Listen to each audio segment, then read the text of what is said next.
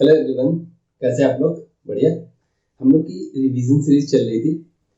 हर topic एक ही video में complete करना है विद मैक्सिमम क्वेश्चंस के साथ, और अच्छे क्वेश्चंस हम कवर करते हैं। 1 से 5 तक के टॉपिक्स लेक्चर, मतलब चैप्टर 1 से लेकर चैप्टर 5 तक के टॉपिक्स कंप्लीट हो चुके हैं। लेक्चर्स ऑलरेडी अवेलेबल है, आप जाके देख सकते हैं। 1 शॉर्ट वीडियो है और बहुत प्रिसाइज मैंने कोशिश करी है कि बहुत अच्छे क्वेश्चन, सिलेक्टेड क्वेश्चन रखें। जो टॉपिक हटा दिए गए हैं, डिलीट कर दिए गए, वो भी मैंने मेंशन किए हुए हैं। अब हम लोग अपना नया टॉपिक स्टार्ट करते हैं। अपना चैप्टर 6 पार्ट 1 का ये लास्ट चैप्टर है, फिर अपना पार्ट 2 स्टार्ट हो जाएगा। पार्ट 1 में एप्लीकेशन ऑफ डेरिवेटिव है। इसमें क्या चीज नहीं पढ़ना है, देखिए इसके पहले वाले चैप्टर में Rolle's theorem, Lagrange's mean value theorem और इनका ज्योमेट्रिक इंटरप्रिटेशन हमको नहीं पढ़ना था, इसीलिए मैंने कॉन्टिन्यूटी डिफरेंशिएबिलिटी में वो चीज डिस्कस नहीं करी है। ठीक है, तो ये प्रीवियस चैप्टर की बात है कि ये हमको नहीं पढ़ना था। अभी एप्लीकेशन ऑफ डेरिवेटिव में जो पहला पार्ट होता है rate of change of bodies, वो नहीं पढ़ना है। और ये अप्रोक्सीमेशन, उसके बाद अप्रोक्सीमेशन आता है इंक्रीजिंग डिक्रीजिंग के बाद। तो आपको ये दो टॉपिक्स नहीं पढ़ने, ये डिलीट कर दिए गए आपके सिलेबस से। तो ये चीज ध्यान रखिए, क्या चीज नहीं पढ़ना है। एक्स्ट्रा एफर्ट, एक्स्ट्रा मेहनत क्यों करें हम, जो आना नहीं है हमें। तो ये दो टॉपिक ध्यान रखिएगा। ये टॉपिक्स, इनसे रिलेटेड क्वेश्चंस आपको नहीं देखने, उसके बाद हम सारी चीजें डिस्कस करते हैं।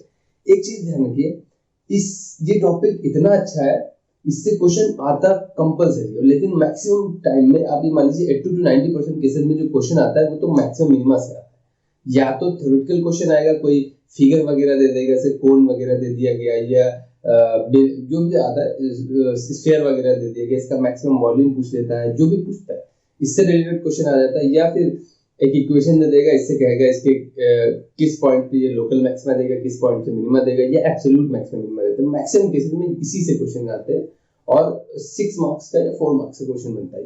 इंक्रीजिंग और डिक्रीजिंग फंक्शन, देखिए बहुत ज्यादा इससे क्वेश्चन नहीं आता है यार। मेन क्वेश्चन आता है आपका मैक्सिमा मिनिमा से। ठीक है, और जो एप्लीकेशन वगैरह हम पढ़ेंगे इसमें फिगर वगैरह यूज होता है, उसका मैक्सिमम वॉल्यूम बताना और लोकल मैक्सिमा, लोकल मिनिमा, उससे क्वेश्चन कंपलसरी आता है। थ्योरेटिकल फॉर्म में आ सकता है या फिगर वाला आ सकता है क्वेश्चन। इससे अगर क्वेश्चन आते हैं तो 1 मार्क्स के क्वेश्चन आते हैं। तो इसका कॉन्सेप्ट समझ लीजिए क्या होता है। मूवमेंट वगैरह पे इतना ध्यान मत दीजिएगा, और डिटेल में पढ़ना है तो वो आपको रेगुलर लेक्चर देखना पड़ेगा। इंक्रीजिंग डिक्रीजिंग का इसमें क्या यूज है देख लीजिए। एक इंक्रीजिंग फंक्शन होता है, एक डिक्रीजिंग फंक्शन होता है। ठीक है, फंक्शन अगर आप इनपुट, मान लिया हमने एक कोई फंक्शन है fx, ठीक है, और x1 और x2 दो नंबर हमने लिए, जिसमें से x2 बड़ा है x1 से। आप इस समझिए रियल लाइन पर चल रहे हैं, माइनस इनफाइनाइट से प्लस इनफाइनाइट तक है। इनपुट मान लीजिए 10 है, तो ये 10 के आगे का नंबर होगा, 11, 12, 13, 20, 25, 50, 100, कुछ भी हो सकता है। तो ये सिचुएशन हमने ली। उस सिचुएशन में आप सोचो जो आउटपुट आएगा वो बड़ा आना चाहिए f of x2। भाई इनपुट बढ़ाओगे, हमने इनपुट बढ़ाया तो आउटपुट भी बड़ा आना चाहिए। और अगर ऐसा नहीं हो रहा है, इनपुट बढ़ तो रहा है लेकिन बहुत तेजी से नहीं बढ़ रहा है, तो ये सिर्फ इंक्रीजिंग फंक्शन, इक्वल भी आ सकता है। तो ये क्या है, सिर्फ इंक्रीजिंग है। कहने का मतलब है कि आपने इनपुट तो बढ़ाया है, फंक्शन इक्वल भी आ सकता है, बढ़ेगा, बढ़ भी रहा है। देखिए यहाँ पे बढ़ रहा है, ये x1 है, ये x2 है, ये x3 है। इन दोनों में देखिए इक्वल आ गया, इन दोनों में देखिए बढ़ रहा है। फंक्शन बढ़ रहा है, इक्वल भी हो सकता है, तो वो फंक्शन सिर्फ इंक्रीजिंग होता है। लेकिन अगर ऐसी सिचुएशन हो कि आप इनपुट बढ़ाओ और आउटपुट हमेशा बढ़े, वो सिचुएशन क्या हो जाती है भैया, वो कोई कर्व मान लिया ऐसे जा रहा है, देखिए हर पॉइंट पे वैल्यू बढ़ती चली जाएगी। पिछले के कंपैरिजन में मान लिया यहाँ पे x1 था, यहाँ पे x2 है, यहाँ पे कहीं आगे इस कर्व को आगे से बढ़ा देंगे तो यहाँ पे x3 मिलेगा। तो ये वो सिचुएशन है जहां पे फंक्शन हर पॉइंट पे बढ़ेगा, इसको बोलते हैं हम स्ट्रिक्टली इंक्रीजिंग। ठीक है, ये चीज ध्यान रखिए, कॉन्सेप्ट बस समझिए क्या है। क्वेश्चन करेंगे तो अच्छे से समझ में आ जाएगा, बहुत अच्छा तरीका बताएंगे। और यहाँ पे इक्वलिटी आ जाएगी तो वो सिर्फ इंक्रीजिंग है, और इक्वलिटी नहीं होगी, इनपुट बढ़ा रहा है आउटपुट भी बढ़ रहा है, तो वो स्ट्रिक्टली इंक्रीजिंग है। यही डिक्रीजिंग के केस में ये अपोजिट हो जाता है। डिक्रीजिंग के केस में हमने fx फंक्शन लिया, ठीक है, x1 और x2 दो नंबर लिए जिसमें से आगे वाला नंबर बड़ा है, लेकिन सिचुएशन हमने देखी कि भैया जो आउटपुट आया है वो उल्टा हो रहा है। नंबर तो ये बड़ा था लेकिन आउटपुट इस पे बड़ा आ रहा है। और इक्वल भी हो सकता है, यानी ये ग्राफ कुछ ऐसा बन रहा है कि फंक्शन डिक्रीज तो हो रहा है, साथ में कहीं पे इक्वल भी हो सकता है। ये मान लिया x1 है, ये x2 है और ये कोई नंबर x3 है। तो देखिए नंबर तो इधर ही बढ़ते हैं ना, ये माइनस इनफाइनाइट से प्लस इनफाइनाइट जाते हैं भाई, उल्टा मत चले जाइए कि हम ऐसे देखें कि भाई ग्राफ बढ़ रहा है। इनपुट बढ़ाने के साथ फंक्शन के साथ क्या हो रहा है, इसमें क्या चेक करते हैं भाई, फंक्शन का बिहेवियर चेक करते हैं। आप इनपुट चेंज करते जाओ, देखते जाओ फंक्शन कैसे बिहेव कर रहा है, ऊपर की ओर मूव कर रहा है या नीचे की ओर मूव कर रहा है, वही हम यहाँ पे चेक करते हैं। तो ये सिचुएशन सेम इसकी तरह है, ये डिक्रीजिंग की सिचुएशन है। ये क्या हो रहा है, फंक्शन कैसा है भैया, डिक्रीजिंग है। लेकिन यही ऐसा हो जाए कि इनपुट जो है बड़ा रखे लेकिन आउटपुट हमेशा कम है, हमेशा कम हो, ये सिचुएशन अगर आती है तो ये सिचुएशन होती है स्ट्रिक्टली डिक्रीजिंग की। ये स्ट्रिक्टली डिक्रीजिंग होती है, यानी फंक्शन हमारा हमेशा ऐसे जाएगा हर पॉइंट पे। देखिए यहाँ पे मान लीजिए x1 है, यहाँ पे x2 है, ये x3 है, ऐसे ले लीजिए हर पॉइंट पे फंक्शन नीचे की ओर जाता जा रहा है। तो ये बेसिक डेफिनेशन हो गई, इस तरीके से हमको नहीं करना है, वैसे इस तरीके आ सकते हैं क्वेश्चन, तरीका हमने बता दिया। फंक्शन मान लिया x+1 दे दिया, मान लिया 3x+1 दे दिया। ये फंक्शन कैसा है, आप x1 मान लिया हमने दो नंबर ले लिए, एक बड़ा नंबर एक छोटा नंबर है। अगर बड़ा नंबर रखोगे तो बड़ी वैल्यू मिलेगी, छोटा नंबर रखोगे तो छोटी वैल्यू मिलेगी, इक्वल आने का कोई चांस ही नहीं है, तो ये स्ट्रिक्टली इंक्रीजिंग है। इस टाइप के क्वेश्चन आते हैं, अगर ऐसे प्रूव करना है, ऐसे टाइप के क्वेश्चन आएंगे नहीं इतने ज्यादा, 80 मार्क में कहाँ से रखेंगे यार। तो यही सिचुएशन आप बस इतना ध्यान रखो कि डिफरेंशिएशन का क्या यूज है इसमें, वहां से क्वेश्चन बनता है। ठीक है, ये वाले क्वेश्चन नहीं आएंगे कि इनपुट रख के चेक करो, ऐसा नहीं आता है, बहुत रेयर केस होता है। अगर आता है मेथड हमने बता दिया, आप इनपुट बढ़ा के देखो, ठीक है, और उस हिसाब से देखो कि आउटपुट कैसा आ रहा है। डिफरेंशिएशन का क्या यूज हो जाता है, डिफरेंशिएशन में हम सिर्फ स्ट्रिक्टली इंक्रीजिंग और स्ट्रिक्टली डिक्रीजिंग वाले केस जनरली कंसीडर करते हैं। ये चीज आप चाहे तो नोट कर लीजिए, चाहे तो आप स्क्रीनशॉट ले लीजिए, आपके ऊपर डिपेंड करता है। इसमें डिफरेंशिएशन का क्या यूज होता है वो हम देख लेते हैं।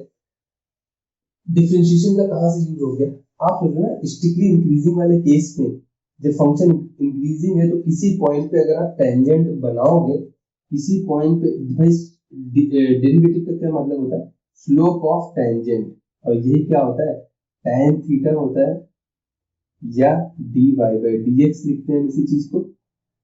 ये तो पढ़ा है डेरिवेटिव क्या होता है, derivative the slope of tangent. और ये फर्स्ट क्वाड्रेंट में लाई कर रहा है, मतलब पॉजिटिव होना चाहिए ना भाई। देखिए फर्स्ट क्वाड्रेंट में लाई कर रहा है, इंक्रीजिंग कहीं पे भी टेंजेंट बना लीजिए आप, कहीं पे भी टेंजेंट बना लीजिए। तो ये क्या है कि अगर f डैश x आपका ग्रेटर देन 0 है, मतलब कैसा है भैया, पॉजिटिव है, तो फंक्शन कैसा है, स्ट्रिक्टली इंक्रीजिंग। ठीक है, यहीं पे अपोजिट केस ले ले, अगर f डैश x आपका लेस देन 0 है, इस सिचुएशन में अगर आप स्लोप बनाओगे तो देखिए स्लोप अगर बनाओगे तो इसका x एक्सिस से एंगल देखिए कितना आएगा, tan थीटा, वो निगेटिव आएगा। ठीक है, इस सिचुएशन में आपका f डैश x कैसा है, लेस देन 0, यानी कैसा है, निगेटिव। चलिए एक क्वेश्चन कर लेते हैं। क्वेश्चन क्या है, स्ट्रिक्टली इंक्रीजिंग दिखाना है हमके सारे रियल नंबर्स में, fx ये दे देता है। तो जब भी स्ट्रिक्टली का केस आता है तो हमें पता है कि डेरिवेटिव निकालना होता है। डेरिवेटिव अगर पॉजिटिव है, f डैश x हमेशा पॉजिटिव है, ये अगर हम दिखा दें तो ये स्ट्रिक्टली इंक्रीजिंग है, और अगर ये लेस देन 0 आ जाएगा तो स्ट्रिक्टली डिक्रीजिंग हो जाएगा। तो उसके लिए पहले हमको डेरिवेटिव तो निकालना पड़ेगा। तो डेरिवेटिव हो जाएगा 3x² माइनस का 3 to 6x और प्लस का 4। डेरिवेटिव तो आता होगा भाई, नहीं आता है तो प्रीवियस लेक्चर देखो जाके। यहाँ से देखिए 3 कॉमन आ जाएगा, वैल्यू बचेगी x² माइनस 2x और बस इतना प्लस 4। इससे तो 3 कॉमन नहीं आ पाएगा। इसको देखिए हम प्लस का होल स्क्वायर बना सकते थे, 3 टाइम्स x² माइनस पर प्लस। पॉजिटिव दिखाने का तरीका क्या होता है, किसी तरीके से होल स्क्वायर बना दो या मॉड अगर पॉसिबल हो तो होल स्क्वायर से क्या होता है, वो हमेशा पॉजिटिव रहेगा, कोई भी नंबर रखो वो पॉजिटिव रिजल्ट देगा अगर बन पाता है। तो यहाँ पे देखिए ए स्क्वायर माइनस 2ab, 1 की कमी है तो 2x प्लस 1 कर दिया, माइनस 1 कर दिया और ये प्लस 4 दे रखा है। तो यहाँ पे वैल्यू 3 टाइम्स ये हो जाएगा x माइनस 1 का होल स्क्वायर, ये चीज कंबाइन हो गई, यहाँ माइनस 1 बचा और ये प्लस का 4 है, 3 से मल्टीप्लाई करा दोगे तो ये 3 टाइम्स x माइनस 1 का whole square minus 3 plus 4 value आ रही है।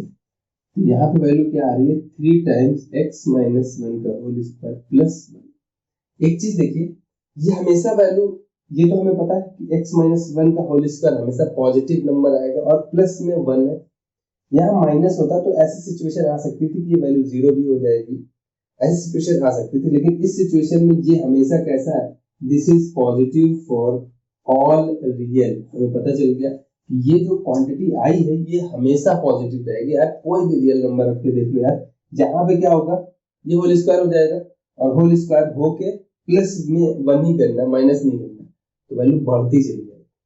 ठीक है, आगे देखिए इस टाइप के क्वेश्चन आते हैं कि find the interval in which this function, ये जो फंक्शन दे रखा है, इज स्ट्रिक्टली इंक्रीजिंग और स्ट्रिक्टली डिक्रीजिंग होगा, यानी किसी पार्ट में ये स्ट्रिक्टली इंक्रीजिंग वाला बिहेवियर शो करेगा, किसी पार्ट में स्ट्रिक्टली डिक्रीजिंग वाला बिहेवियर शो करेगा, यानी किसी पार्ट में स्ट्रिक्टली इंक्रीजिंग के केस में f dash x greater than 0 होगा और इन डिक्रीजिंग के केस में f dash x less than 0 होगा। तो इसके लिए भी हमको डेरिवेटिव निकालना पड़ेगा, तो f डैश x कितना आएगा, सीधा इसका डिफरेंशिएशन कर दो तो ये हो जाएगा 12x स्क्वायर, यहाँ पे भी हो जाएगा भैया 12x और यहाँ पे हो जाएगा माइनस का 72, ये तो 0 हो जाएगा। यहाँ से देखिए अगर 12 कॉमन ले लोगे आप तो वैल्यू बचेगी x स्क्वायर माइनस का x और माइनस का 6।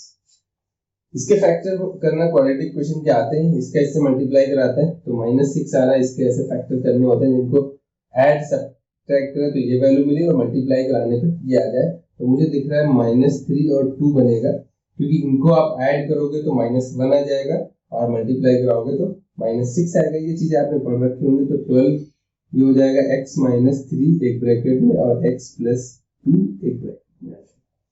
कितना क्लियर है? यहाँ से देखिए इस टाइप के क्वेश्चन करते कैसे, किस पार्ट में, अगर आपने इनइक्वालिटी पढ़ रखी है क्लास 11 में तो आपको अच्छे से आता है, वही कॉन्सेप्ट यहाँ पे अप्लाई होता है।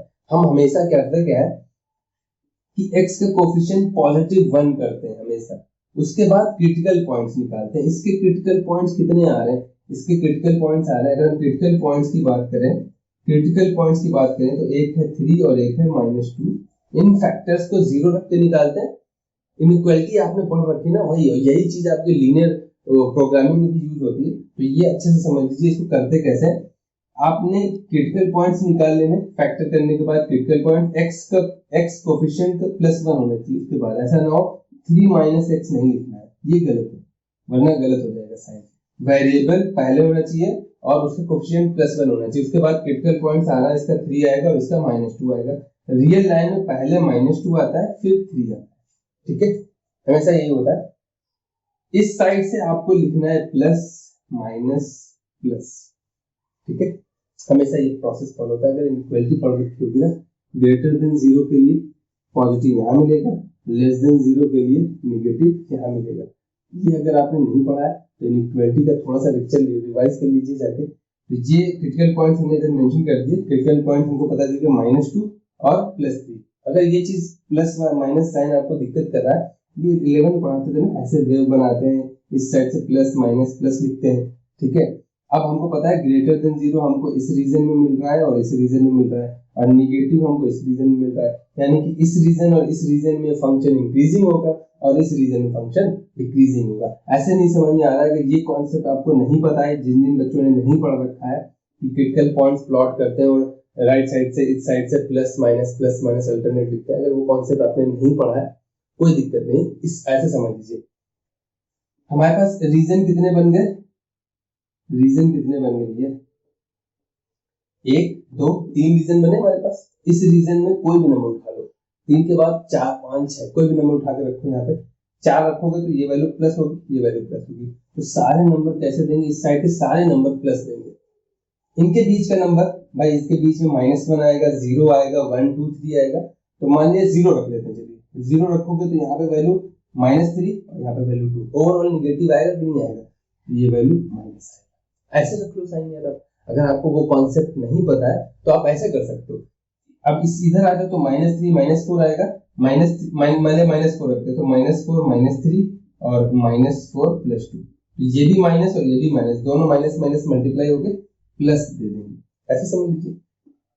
अब ये चीज डेरिवेटिव के लिए थी, तो डेरिवेटिव इस रीजन में पॉजिटिव है, और पॉजिटिव में फंक्शन कैसा होता है, इंक्रीजिंग होता है, तो यहाँ तक फंक्शन इंक्रीजिंग होगा, इसके बाद फंक्शन डिक्रीजिंग होगा क्योंकि माइनस आ गया, और उसके बाद फंक्शन फिर कैसा है, इंक्रीजिंग है। ऐसे ग्राफ भी बना सकते हो आप कि हमने फंक्शन इंक्रीजिंग है, फिर माइनस आ गया फंक्शन, यानी ये भी तो आपका कॉन्सेप्ट है, आपने पढ़ा होगा कि प्लस से माइनस हो रहा है, प्लस से साइन माइनस हो रहा है, तो फंक्शन डिक्रीज इंक्रीज होने के बाद इस पॉइंट से फंक्शन डिक्रीज होगा, और फिर अगर माइनस से प्लस हो रहा है तो फंक्शन इंक्रीज होना स्टार्ट हो जाता है। ये चीज आपने पढ़ रखी होगी, यहीं से क्लियर हो जाएगी। और अब यहाँ पे लिखेंगे कैसे कि function f(x) is strictly increasing, किस इंटरवल में इंक्रीजिंग है, ये -∞ से +∞ लाइन जाती है, तो -∞ से -2 यूनियन 3 से इनफाइनाइट, ठीक है। और इसके बाद में डिक्रीजिंग हमको पता चल गया, स्ट्रिक्टली डिक्रीजिंग किस इंटरवल में होगा, वो है -2 से 3 के केस में। -2 से 3 के केस में फंक्शन कैसा है, डिक्रीजिंग है, हमेशा डिक्रीज होगा, इसके बाद इंक्रीज हो रहा है और इसके पहले इंक्रीज हो रहा है। तो ये क्वेश्चन अच्छे हैं, इस टाइप क्वेश्चन आप प्रैक्टिस कर लीजिएगा। सिर्फ करना क्या होता है, डेरिवेटिव निकालना। जनरली क्यूबिक इक्वेशन या हो सकता है पावर 4 वाली इक्वेशन दे दी हो, बड़ी सी इक्वेशन दे देगा, डिफरेंशिएट करिए, फैक्टर करिए, क्रिटिकल पॉइंट निकालिए, इंक्रीजिंग ऑर्डर में नंबर लिखिए। अगर आपको प्लस माइनस वाला कॉन्सेप्ट नहीं पता है तो कोई भी नंबर उठा के चेक करके देखिए, प्लस आ रहा है माइनस आ रहा है, जैसा आ रहा है वो करके हम बता देंगे किस रीजन में ये पॉजिटिव होगा, किस रीजन में निगेटिव होगा। पॉजिटिव वालों को यूनियन से कंबाइन करके बता देंगे कि इस रीजन में इंक्रीजिंग है और इस रीजन में डिक्रीजिंग है। समझ में आ रहा है? एक ट्रिग्नोमेट्री वाला कर लेते हैं यार, ठीक है। फंक्शन हमारा दे रखा है कि f(x) की value sin x + cos x दे रखी है 0 से 2π के बीच में।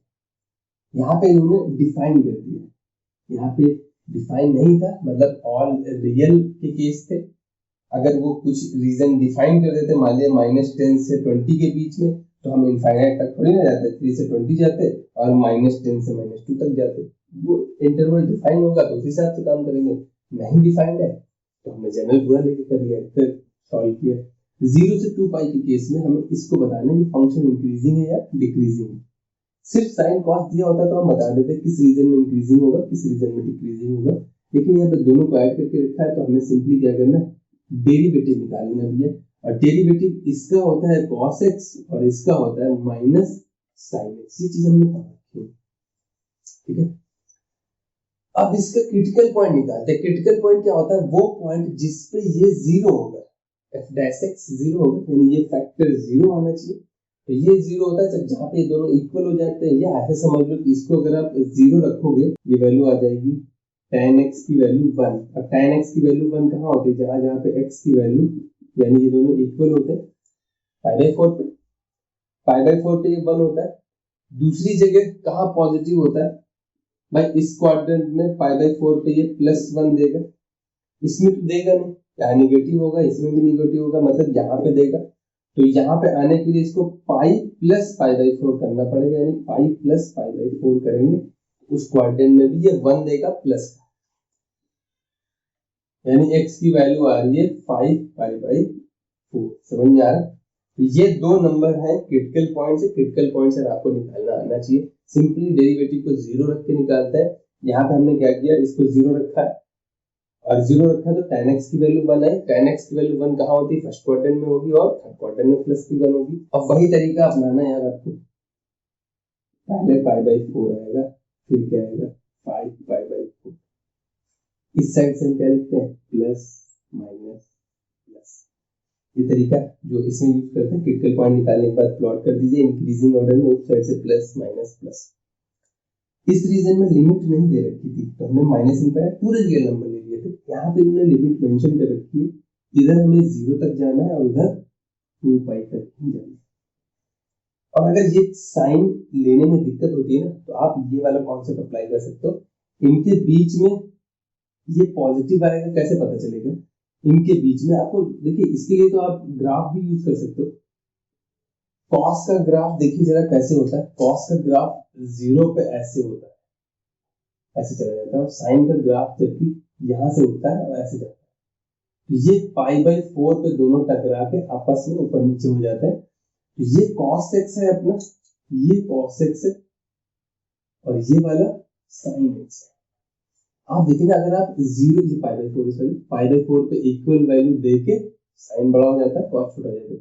अगर आप 0 से पाई/4 के बीच में हो तो cos बड़ा है, 0 से पाई/4 के बीच में हो तो cos बड़ा है और sin छोटा है, और पाई/4 के बाद में sin बड़ा हो गया, cos छोटा हो गया। देखिए इसीलिए कभी कभी क्वेश्चन में sin x minus cos x है या cos x minus sin x, root में क्या लिखे हैं तो मॉड के साथ ओपन होता है। क्यों? क्योंकि भैया कहानी किस इंटरवल की बात हो रही है। अगर इंटरवल मेंशन कर दिया है 0 से पाई/4 में है तो हम cos x minus sin x लिखेंगे, और पाई/4 के बाद है तो sin x minus cos x। इस चीज के इसलिए कहते हैं आप बेसिक कॉन्सेप्ट पे अच्छे से फोकस करिए, और मेरा हमेशा टारगेट यही रहता है कि आपका बेसिक कॉन्सेप्ट अच्छे से क्लियर करें तो कभी भी दिक्कत नहीं होगी आपको।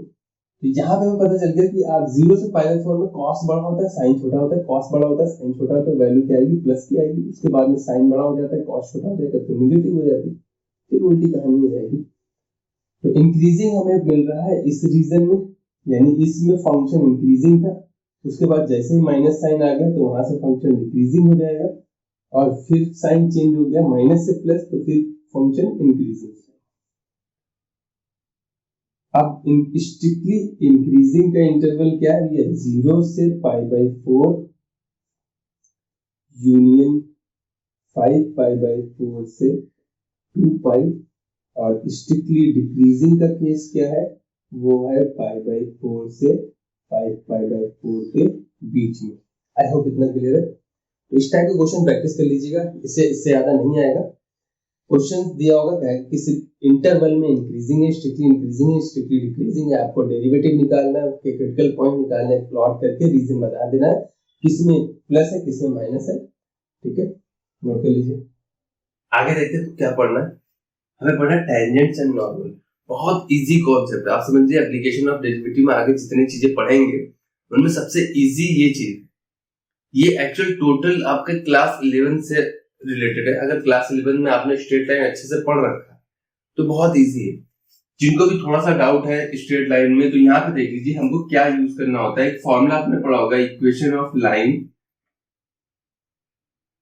व्हेन आपको पॉइंट पता हो और स्लोप पता हो। स्लोप को रिप्रेजेंट कैसे करते थे, स्लोप को रिप्रेजेंट करने का तरीका होता था या तो हम m से रिप्रेजेंट करते थे या tan थीटा से रिप्रेजेंट करते थे, और उसके लिए 2 पॉइंट गिवन होते थे, y2 minus y1 upon x2 minus x1। वो सिचुएशन याद होगी, मेनली 2 सिंबल याद रखिए। डेरिवेटिव में इसका क्या मतलब होता है, इसका मतलब होता है dy by dx at given point x1 y1। ठीक है, स्लोप एक्चुअली एक नंबर देता है, हम जनरल dy by dx निकालते थे, लेकिन यहाँ पे किसी पर्टिकुलर पॉइंट पूछेगा। ठीक है, तो वो पॉइंट मेंशन होगा, वो पॉइंट हम dy by dx में रख देंगे तो हमको m या tan थीटा एग्जैक्ट नंबर मिल जाएगा। अब हमने फॉर्मूला पढ़ रखा था कि किसी भी लाइन की इक्वेशन क्या होती है, अगर हमको पॉइंट पता है और स्लोप पता है तो वैल्यू क्या आती थी, x minus x1 m times, और ये वैल्यू किसके इक्वल होती थी, y माइनस y1 की। ये आपने फॉर्मूला पढ़ रखा है। ठीक है, यही फॉर्मूला यूज होता है। अब यहाँ पे आप खुद देखिए ना, 2 चीजें हैं, एक होता है इसमें आपको क्या चीजें पुट करनी पड़ती हैं, एक तो पॉइंट पुट करना पड़ता है और दूसरा स्लोप। इन्हीं दोनों में खेल है, बस ये चीज समझ लो यार।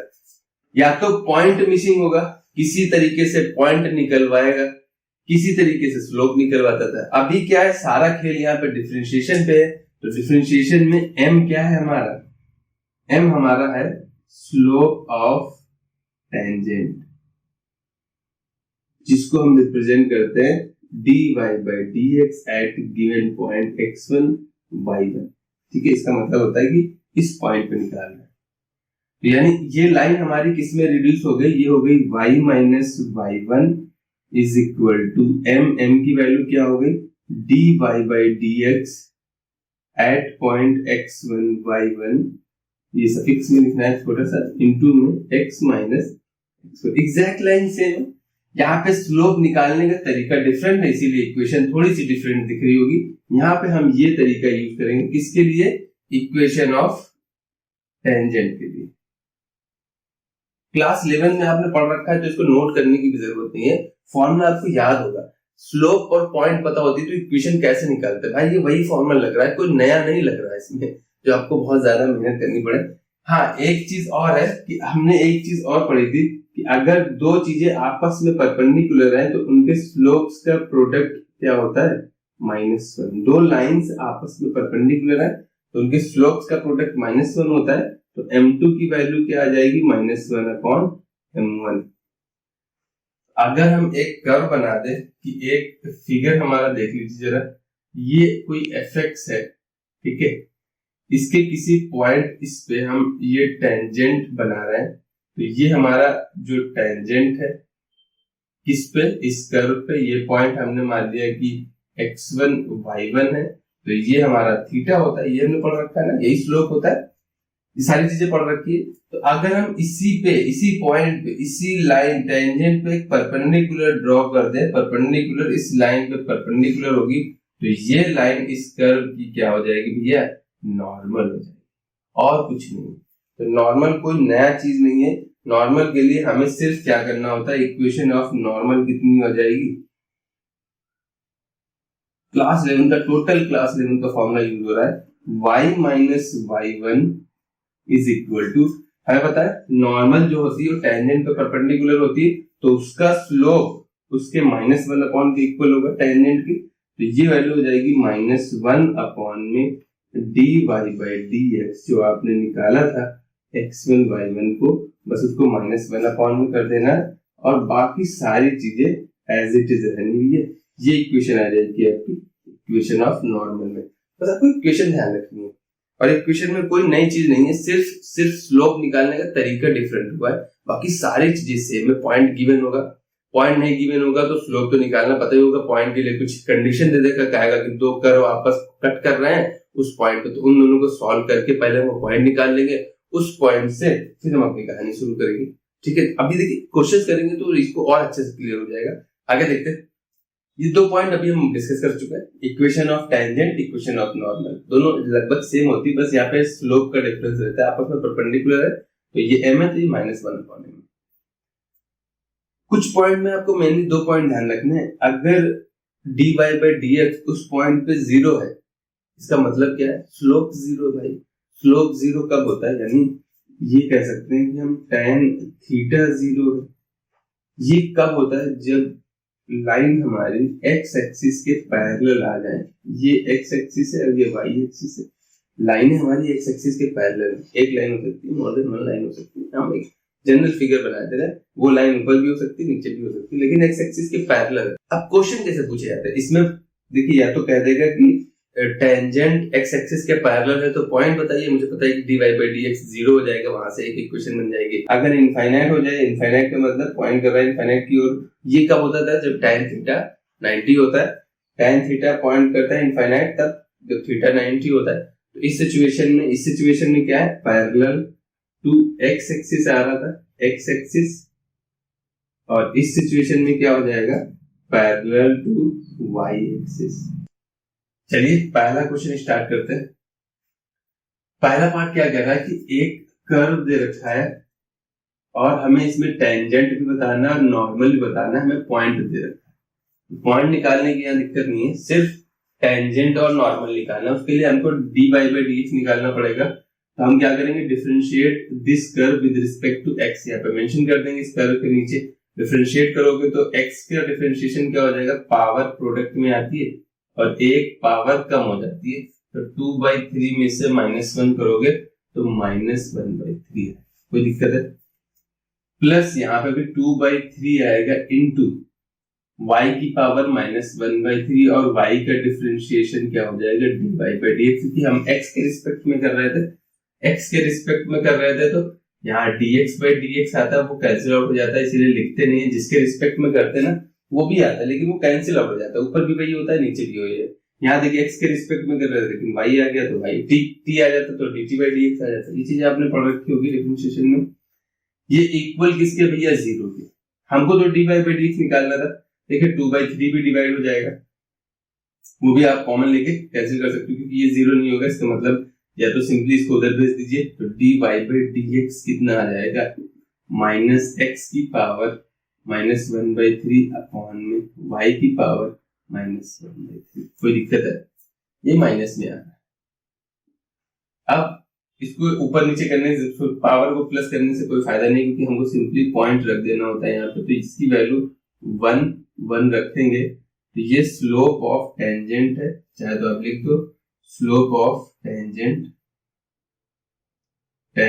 कितना आ रहा है, वो आ जाएगा x की वैल्यू 1, y की वैल्यू 1, उसकी कुछ भी पावर करोगे 1 ही रहेगा, यानी वैल्यू कितनी आ गई, -1। ये तो हो गया टेंजेंट का काम, इतनी कैलकुलेशन एक्स्ट्रा करनी होती है। बाकी इक्वेशन क्या होती है, टेंजेंट की इक्वेशन क्या हो जाएगी, उसके लिए हमको पता है फॉर्मूला क्या होता है भैया, y माइनस y1, x1 दोनों एक ही चीज रखते हैं, m की वैल्यू x माइनस x1 कितना है, वो भी भैया 1 दे रखा है। यही काम करना होता है, ये फॉर्मूला आपको पता है, बस इसको सिंप्लीफाई कर दो, तो ये हो जाएगी y minus 1 is equal to -x plus 1, x plus y is equal to 2। ये इक्वेशन है। अब हमको क्या निकालना है, नॉर्मल निकालना है। तो नॉर्मल का फॉर्मूला क्या हो जाता है, नॉर्मल हो जाता है y minus y1 is equal to, जो स्लोप आया था उसको -1 अपॉन करके लिख देंगे, तो -1 अपॉन में -1 लिख देंगे, ये सिंपली 1 आप लिख सकते हो, इनटू में x माइनस x। तो यहाँ पे वैल्यू क्या हो रही है, y माइनस 1, या सिंपली 1 बचेगा, तो यहाँ x माइनस 1 बचेगा, ये सारी चीजें उधर 1 कैंसिल हो जाएगा, यानी x is equal to y line है, और ऐसे भी लिख सकते हो x minus y is equal to 0, जो आपको सही लगे। देखिए अगर क्वेश्चन में पैरामीट्रिक फॉर्म में दे रखा हो तो कैसे करते हैं, इस सिचुएशन में पॉइंट भी नहीं पता है, पॉइंट एक्चुअली दे रखा है, वो है डायरेक्ट नहीं दे रखा है, t की वैल्यू दे रखी है, तो भैया t रखेंगे तो x मिल जाएगा, और t रखेंगे तो y मिल जाएगा। नहीं, पॉइंट दे रखा है लेकिन इनडायरेक्टली दे रखा है, किसी दूसरे के मार्फत से दे रखा है। यहाँ पे x की t की वैल्यू π/2 रख दोगे जाके, तो x की वैल्यू क्या हो जाएगी भैया, a sin क्यूब π/2, और y की वैल्यू हो जाएगी b cos क्यूब π/2। मुझे पता है sin 90 1 होता है, तो x की वैल्यू आ गई a, cos 90 0 होता है, तो y की वैल्यू आ गई 0। हमें पॉइंट पता चल गया। अब dy/dx पैरामीट्रिक फॉर्म में हमको पता है भैया कैसे निकालते थे, y जिस टर्म में दे रखा है उसके रिस्पेक्ट में डिफरेंशिएट कर देंगे, तो t के टर्म में दे रखा है तो t के रिस्पेक्ट में, और x भी आपका t के टर्म में, तो उसको भी t के रिस्पेक्ट में डिफरेंशिएट कर देते। ये पढ़ा रखा है, नहीं पढ़ा तो पहला लेक्चर इसके पहले वाला 4th चैप्टर देखिए, मैंने पूरा कंप्लीट कर दिया, अपलोडेड भी है। y को आप t के रिस्पेक्ट में डिफरेंशिएट करोगे तो b कांस्टेंट है, cos क्यूब x क्यूब की तरह चेन रूल लगेगा यहाँ पे, तो 3 टाइम्स cos स्क्वायर t आएगा, फिर cos का हो जाएगा माइनस sin t। x का करेंगे, x का हो जाएगा a into 3 sin square t आएगा, और sin का हो जाएगा cos t। जो समझ में आ रहा है, चेन रूल लगाया हमने। यहाँ पे देखिए 3 से 3 कैंसिल हो रहा है, cos से एक cos की पावर, sin से एक sin की पावर कैंसिल आउट हो जा रही है। जो वैल्यू आ रही है वो है आपकी b माइनस का cos t अपॉन में ये वैल्यू आ रही है a sin t। कोई दिक्कत है, ये dy/dx है भाई। यहाँ पे पॉइंट दे के इन्होंने थोड़ा सा इजी कर दिया है, पॉइंट नहीं दिया होता तो हम डायरेक्ट यही स्लोप रखते। सोचिए अगर t ना दी होती तो कैसे निकालते, इसको अच्छा करने का तरीका कैसे हो सकता था, थोड़ा लेंथी क्वेश्चन कैसे बन सकता था। सोचिए t ना दिया होता, कहता है find the equation of tangent to the curve at इस यही पॉइंट है में ये x की वैल्यू दे रखी है, y की वैल्यू दे रखी है, डिफरेंशिएट करके हम इसी तरीके से ये स्लोप आ गया था, पॉइंट यही था, क्या लिखते हैं y minus y1 is equal to t, ये वाला y minus y1 is equal to m, ये रखते x माइनस x1, उसको सिंप्लीफाई करते, सिर्फ वहां sin t cos t के टर्म्स में इक्वेशन आती है। लेकिन यहाँ पे इन्होंने पॉइंट दे के बहुत इजी कर दिया है, जैसे आप dy बाई dx में x की वैल्यू ये t की वैल्यू पाई बाई 2, ये देखिए दे रखा है t की वैल्यू पाई बाई 2, t के टर्म्स में आया रखोगे तो ये cot है, जीरो हो जाएगा, वैल्यू क्या आ जाएगी, जीरो, यानी ये लाइन पैरेलल आएगी x एक्सिस के। देखिए यहाँ से पता चल रहा है, इस टाइप से क्वेश्चन आ जाता है। तो इक्वेशन क्या हो जाएगी, इक्वेशन ऑफ टेंजेंट क्या हो जाएगी, अभी इस क्वेश्चन को इजी कर दिया इन्होंने, अब t की वैल्यू पाई बाई 2 ना दी होती तो थोड़ा सा अच्छा क्वेश्चन हो जाता। यहाँ पे क्या हो जाएगा, y minus y1 is equal to m, zero है, और x माइनस x1 कितना है, a, तो ये तो जीरो हो जाएगा, y is equal to zero, line आ जाएगी। समझ में आ रहा है कैसे करते हैं? अच्छा कैसे हो जाता है, जब t की वैल्यू ना दी होती, t ना दिया होता तो हम क्या लिखते, y minus, if t is missing, t की वैल्यू ना दी होती, किस पॉइंट पे निकालना, तो हम क्या लिखते, y माइनस y1 कितना है, b cos क्यूब t, ये भी हम बताया दे रहे हैं, अगर ऐसी सिचुएशन आ जाती है, इज इक्वल टू m क्या निकाला था, minus b cos t upon में a sin t, x minus x1 कितना है, a sin क्यूब t, इसको इधर मल्टीप्लाई करा दीजिए, इसका अंदर मल्टीप्लाई करा दीजिए, बाकी में ऐड सब्ट्रैक्ट करके x y एक साइड रख के इन दोनों में कुछ एडिशन सब्ट्रैक्शन हो पाए तो कर लीजिएगा, इसी तरीके से करना, ठीक है। क्वेश्चन इजी होता है, बस हाँ ये थोड़ा सा वेरिएबल के टर्म में होगा, हो सकता है कई बच्चों को दिक्कत हो, लेकिन घबराने की जरूरत नहीं है, आपका कॉन्सेप्ट और आपका तरीका सही होना चाहिए, आंसर जरूर आता है। नेक्स्ट क्वेश्चन देखिए क्या कह रहा है, prove that curve this and this cut at right angle if this is equal to this.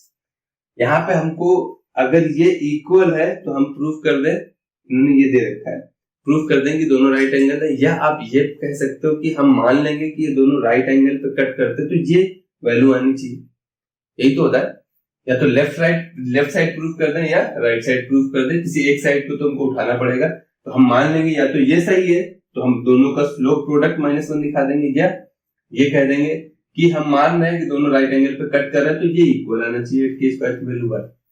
लेकिन इस सिचुएशन में मैंने स्टार्टिंग में बताया था, देखिए एक चीज ध्यान रखिए, मैंने स्टार्टिंग में बताया था कि पॉइंट और स्लोप चाहिए होता है लाइन की इक्वेशन निकालने के लिए, दो चीजें तो कोई भी मिसिंग हो जाएगी, कभी पॉइंट नहीं देगा, वो दोनों कहेगा दो कर्व आपस में कट करते हैं, उस पॉइंट पे टेंजेंट बनानी है, तो पहले उन दोनों कर्व को सॉल्व करके पॉइंट निकालना पड़ता है, सिचुएशन समझिए। तो और या तो स्लोप, दो चीजें कोई भी एक चीज मिसिंग हो सकती थी, यहाँ पे देखिए पॉइंट मिसिंग है, पहले पॉइंट हमको निकालना पड़ेगा, पहला कर्व है X Y is equal to K और दूसरा कर्व है x is equal to Y square. तो इंटरसेक्शन पॉइंट क्या आएगा, इंटरसेक्शन पॉइंट इन दोनों का क्या आ जाएगा, कैलकुलेशन करनी है, x की वैल्यू यहां रख दोगे तो y क्यूब हो जाएगा, तो y की वैल्यू आएगी k की पावर 1/3।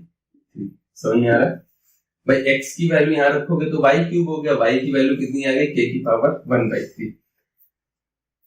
अब k की वैल्यू पता है तो यहां रख दोगे, y की वैल्यू पता है तो यहां रख दोगे, तो उसका स्क्वायर कर देना तो हो जाएगा k की पावर 2/3। ये पॉइंट पता चल गया, ठीक है, पॉइंट निकालना, कैलकुलेशन बहुत इजी थी।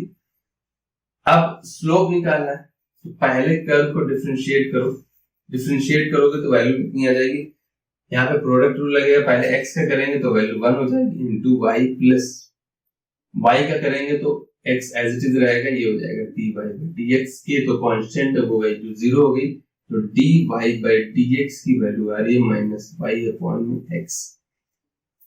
तो m1 कितना आ गया, ये पहला कर्व है, हमने मान लिया स्लोप 1 है, m1 आ गया dy by dx at point k की पावर 2/3 और k की पावर 1/3, तो माइनस का k की पावर 1/3 अपॉन में k की पावर 2/3, तो ये पावर कैंसिल आउट हो जाएगा, वैल्यू कितनी आ जाएगी -1 अपॉन में k की पावर 1/3। ये m1 आ रहा है आपका, इतना चीज क्लियर है। सिमिलरली हमें इसको डिफरेंशिएट करना है, इस वाले फंक्शन को जब हम डिफरेंशिएट करेंगे तो ये 1 हो जाएगा x का, ये हो जाएगा 2y और y क्या करेंगे तो dy by dx। यहां से पता चला dy by dx कितना आ रहा है भैया 1/2y। कोई दिक्कत है?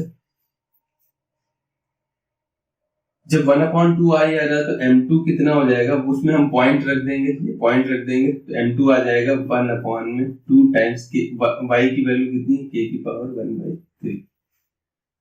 अब हमको पता है कि if these two curves at right angle, तो हमको पता है कि इनके स्लोप्स का प्रोडक्ट -1।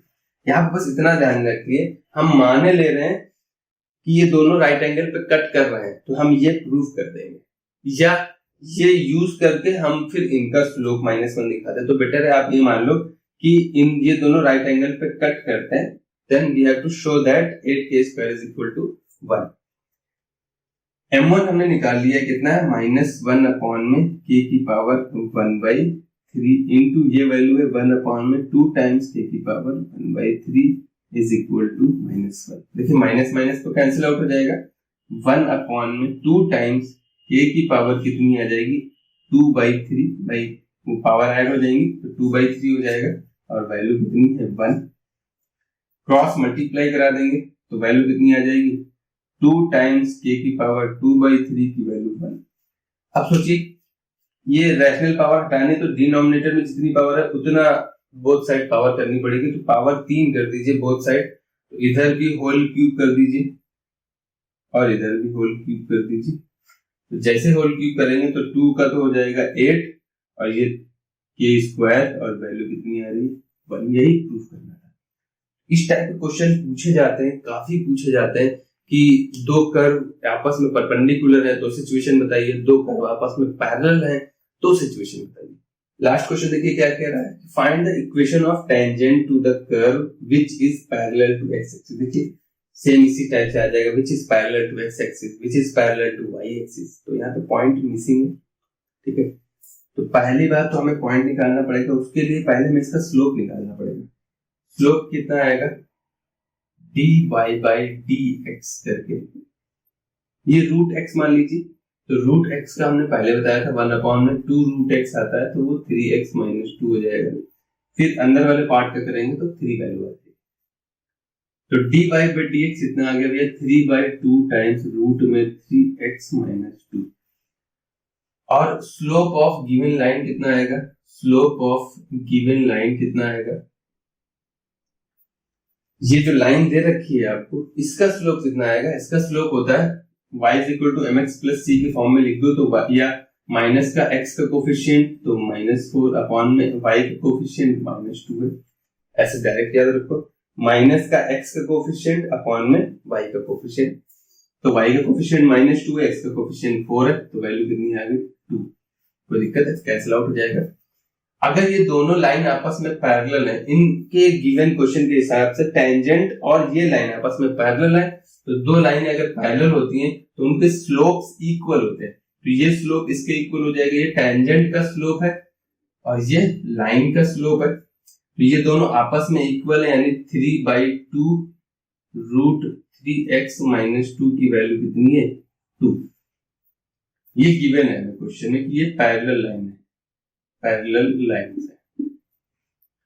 इस सिचुएशन में स्क्वायर रूट हटाने का तरीका स्क्वायर होता है, क्रॉस मल्टीप्लाई करा दो तो ये 3 = 4 टाइम्स रूट 3x - 2, इसका स्क्वायर करा दो, इसका स्क्वायर करा दो भैया, तो ये वैल्यू हो जाएगी 9 = 16 टाइम्स 3x - 2। अब करना क्या है, इसको सिंपली सॉल्व कर लीजिए, तो ये वैल्यू हो जाएगी 9 = ये हो जाएगा 48x - 32, तो वैल्यू कितनी आ रही है, x की वैल्यू कितनी आ जाएगी, ये इधर आ जाएगा 41 अपॉन में 48, ये x की वैल्यू आ रही है। अब आगे हम नहीं करा रहे, हमें पता है x की वैल्यू यहां रख दोगे जाके तो y पता चल जाएगा, तो x और y पता चल गया।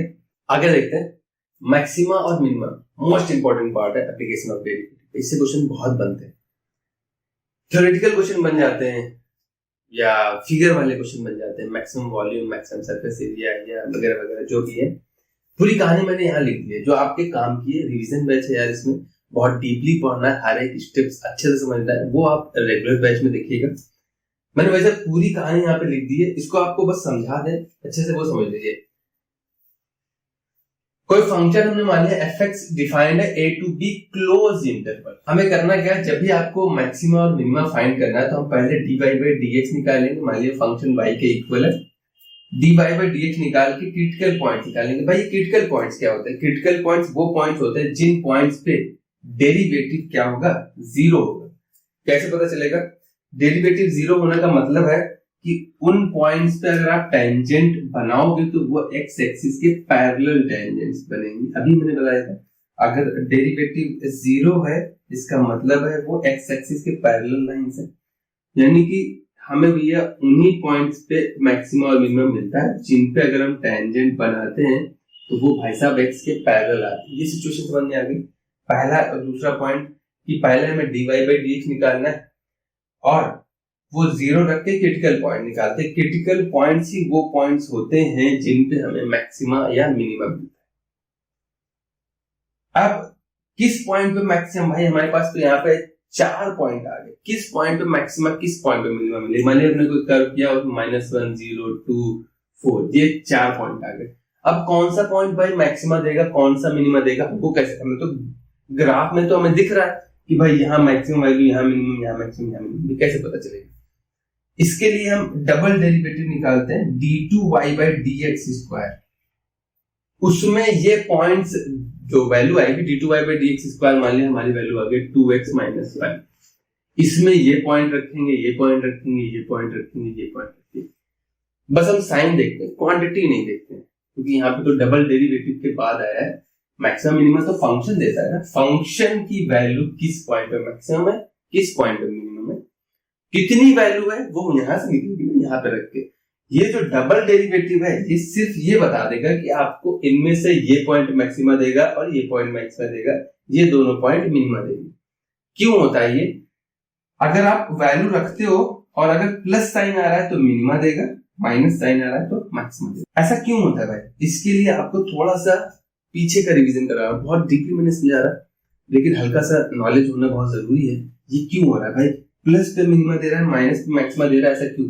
इसके लिए आपने मान लिया कोई कर्व है y = ax² + bx +, ये पैराबोला होते हैं, या आप ऐसा समझ लो अगर इसमें थोड़ी सी दिक्कत हो रही तो y = x² 4ay ये तो पढ़ा होगा ना, x² = 4ay, या y के टर्म्स में हम यहाँ फंक्शन पढ़ते हैं तो इसको हम लिख देंगे 1/4ax²। ऐसे समझ में आ रहा है? लेकिन ये तो पैराबोला पढ़ा है ना, ओपनिंग अपवर्ड और ओपनिंग डाउनवर्ड। ये अपवर्ड वाला होता है और यहीं पे अगर ये डाउनवर्ड कर देंगे तो ये हो जाता है x² = -4ay। ये समझ में आ रहा है? ओपनिंग अपवर्ड होती है, a पॉजिटिव होता है, a पॉजिटिव है, यहाँ पे a कैसा है, निगेटिव है भैया। और अगर हम इसको x एक्सिस से देखेंगे, ये देखिए ये मिनिमम वर्टेक्स, यहाँ पे जो इसका वर्टेक्स होता है वो मिनिमा देता है और अपवर्ड वाले केस में वर्टेक्स मैक्सिमा देता है। ये पैराबोला से रिलेटेड है। अगर इसको डीपली पढ़ना है ना तो आप मेरे वो लेक्चर देखिएगा जो रेगुलर वाले लेक्चर है, उसमें मैंने इसको अच्छे से एक्सप्लेन किया है क्यों होता है ऐसा। सिर्फ इतना ध्यान रखिए, क्वाड्रेटिक क्वेश्चन में अगर x² जो बड़ा फैक्टर है उसका जो कोफिशिएंट है वो नेगेटिव है तो ओपनिंग अपवर्ड है, मतलब माइनस है, निगेटिव है, इसीलिए वो मैक्सिमा देता है, और ओपनिंग अपवर्ड है तो वो मिनिमा देता है। अब देखिए ये कर्व कैसा है, ओपनिंग डाउनवर्ड है ना, ये देखिए आप सिर्फ इतना देखिए, ये फिगर है ना, पैराबोला लग रहा है, ऐसे जा रहा है, तो ये एक्चुअल में x² = -4ay वाला है, तो a निगेटिव है इस केस में, यानी डबल डेरिवेटिव निगेटिव है, ओपनिंग अपवर्ड नहीं है, इसकी ओपनिंग डाउनवर्ड है। इस वाले पैराबोला को आप देखोगे ध्यान से तो इसकी देखिए ओपनिंग अपवर्ड है, इसकी ओपनिंग डाउनवर्ड है, इसकी ओपनिंग अपवर्ड है, इसकी ओपनिंग डाउनवर्ड है। तो जो उल्टा कर्व बने होते हैं, जो जिनकी डाउनवर्ड ओपनिंग होती है वो मैक्सिमा देते हैं और जिनकी ओपनिंग अपवर्ड होती है वो मिनिमा देते हैं। तो ये चीज क्लियर हो गई, किस पॉइंट पे मैक्सिमा किस पॉइंट पे मिनिमा आता है। प्लस पे मिनिमा मिलता है, क्यों? क्योंकि उनका कर्व ऐसे जाता है, ओपनिंग अपवर्ड होती है तो वर्टेक्स जो होता है वही हमारा या तो मैक्सिमा देता है या मिनिमा देता है। इस केस में मिनिमा तो इनफाइनाइट भाई कर्व है, पैराबोला कैसा ये इनफाइनाइट की ओर पॉइंट करता है, तो मिनिमम तो हम बता सकते हैं, इस सिचुएशन में मैक्सिमा नहीं बता सकते, इस सिचुएशन में मैक्सिमा तो बता सकते हैं, मिनिमा नहीं बता सकते भाई, इनफाइनाइट की पॉइंट कर जाता है। इसीलिए वर्टेक्स मेन होता है, वर्टेक्स ही डिसाइड करेगा कि आप इसकी कौन सी वैल्यू बता सकते हो, मैक्सिमा बता सकते हो या मिनिमा बता सकते हो। अपवर्ड है तो मिनिमा बता पाएंगे, मैक्सिमा नहीं बता पाएंगे, डाउनवर्ड है तो मैक्सिमा बता पाएंगे, मिनिमा नहीं बता पाएंगे। ये वही सिचुएशन है, यहाँ पे हम कुछ नहीं करते। तो यहाँ पे हमें प्रोसेस बता दिया, हमें क्या करना है, डिफरेंशिएशन करना है, ठीक है, क्रिटिकल पॉइंट निकालने। कभी कभी क्वेश्चन में क्रिटिकल एक ही डेरिवेटिव से पूछ लेगा, सिंपल यहीं से पूछ लेता है कि भैया क्रिटिकल पॉइंट्स पता चल गया 2 -1 0 -3, कहेगा कि आप बताओ, सिर्फ आगे नहीं यूज करना है। ऐसे कैसे बताएंगे, ये हमने अभी बताया था आपको उसके पहले वाले सिचुएशन में कि हम क्रिटिकल पॉइंट्स प्लॉट करते हैं। सबसे पहले आएगा -3, फिर आएगा -1, फिर आएगा 0, फिर आएगा 2। इस साइड से plus minus plus minus plus लिखते हैं। प्लस है इसका मतलब है इंक्रीजिंग रहा होगा, माइनस है इसका मतलब है डिक्रीजिंग रहा होगा, प्लस है इसका मतलब इंक्रीजिंग रहा होगा, यहाँ डिक्रीजिंग, यहाँ इंक्रीजिंग। तो इसका मतलब है ये पॉइंट मिनिमा देगा, ये पॉइंट मैक्सिमा देगा, ये पॉइंट मिनिमा देगा, ये पॉइंट मैक्सिमा देगा। क्यों? क्योंकि यहाँ पे देखिए प्लस से माइनस हो रहा है, यानी कर्व इंक्रीजिंग से डिक्रीजिंग जा रहा है तो मैक्सिमा देगा, माइनस से प्लस हो रहा है तो कर्व डिक्रीजिंग से इंक्रीजिंग जा रहा है। ये भी तरीका मैंने बता दिया। और ये भी बताया कि अगर आपको इन साइन में दिक्कत होती है तो पहले क्रिटिकल पॉइंट प्लॉट कर दीजिए, इधर का कोई पॉइंट ले लीजिए, इनके बीच का कोई पॉइंट लेके वैल्यू देखिए, प्लस आ रही है माइनस आ रही है। ये भी तरीका मैंने एक्सप्लेन किया है इसके पहले क्वेश्चन में, जब हमने इंक्रीजिंग डिक्रीजिंग फंक्शन किए। चाहे तो आप रिवाइंड करके देख लीजिए वीडियो, तो उस कॉन्सेप्ट ही कर लेते। लेकिन फर्स्ट ऑर्डर डेरिवेटिव से प्रूव करने का बहुत रेयर केस है यार, पूछा जाता है बट पूछा नहीं जाता। आप मान लीजिए 99% केसेस में आपको यही प्रोसेस फॉलो करना है, ये वाला प्रोसेस नहीं फॉलो करना है। लेकिन डबल डेरिवेटिव में क्रिटिकल पॉइंट तुमको निकालना ही पड़ता है। क्रिटिकल पॉइंट निकालने के बाद हमको पता चल गया डबल डेरिवेटिव में रख के साइन प्लस है या माइनस है, पता चल जाएगा कौन सा पॉइंट मैक्सिमा देगा, कौन सा पॉइंट मिनिमा देगा। अब इतने सारे मैक्सिमा, इतने सारे मिनिमा है, देखिए 2 मिनिमा आ रहे हैं, ये भी मिनिमम वैल्यू है, यहाँ पे भी मिनिमम वैल्यू है, मैक्सिमम यहाँ पे है, यहाँ पे तो ये क्या है, इतने सारे मैक्सिमम। मैक्सिमम में भाई अब क्लास में हम कहते हैं कि सबसे ज्यादा हाइट किसकी है, किसी एक बंदे की होगी ना सबसे ज्यादा हाइट। वैसे तो देखा जाए कई सारे होते हैं, वो होते हैं लोकल मैक्सिमा, लोकल मिनिमम। ये है तो ज्यादा, लेकिन आपस में कंपैरिजन करोगे तो ज्यादा है। तो ये जितने भी पॉइंट्स हैं वो लोकल मैक्सिमा दे रहे हैं या लोकल मिनिमा दे रहे हैं। कब? जब ओपन इंटरवल है, ठीक है। एब्सोल्यूट क्या होता है, कोई अलग से कॉन्सेप्ट नहीं है, पूरा यही प्रोसेस करना है। बस एब्सोल्यूट में यहाँ पे क्लोज इंटरवल होता है। एब्सोल्यूट का जब भी केस आएगा यहाँ पे क्लोज इंटरवल होगा।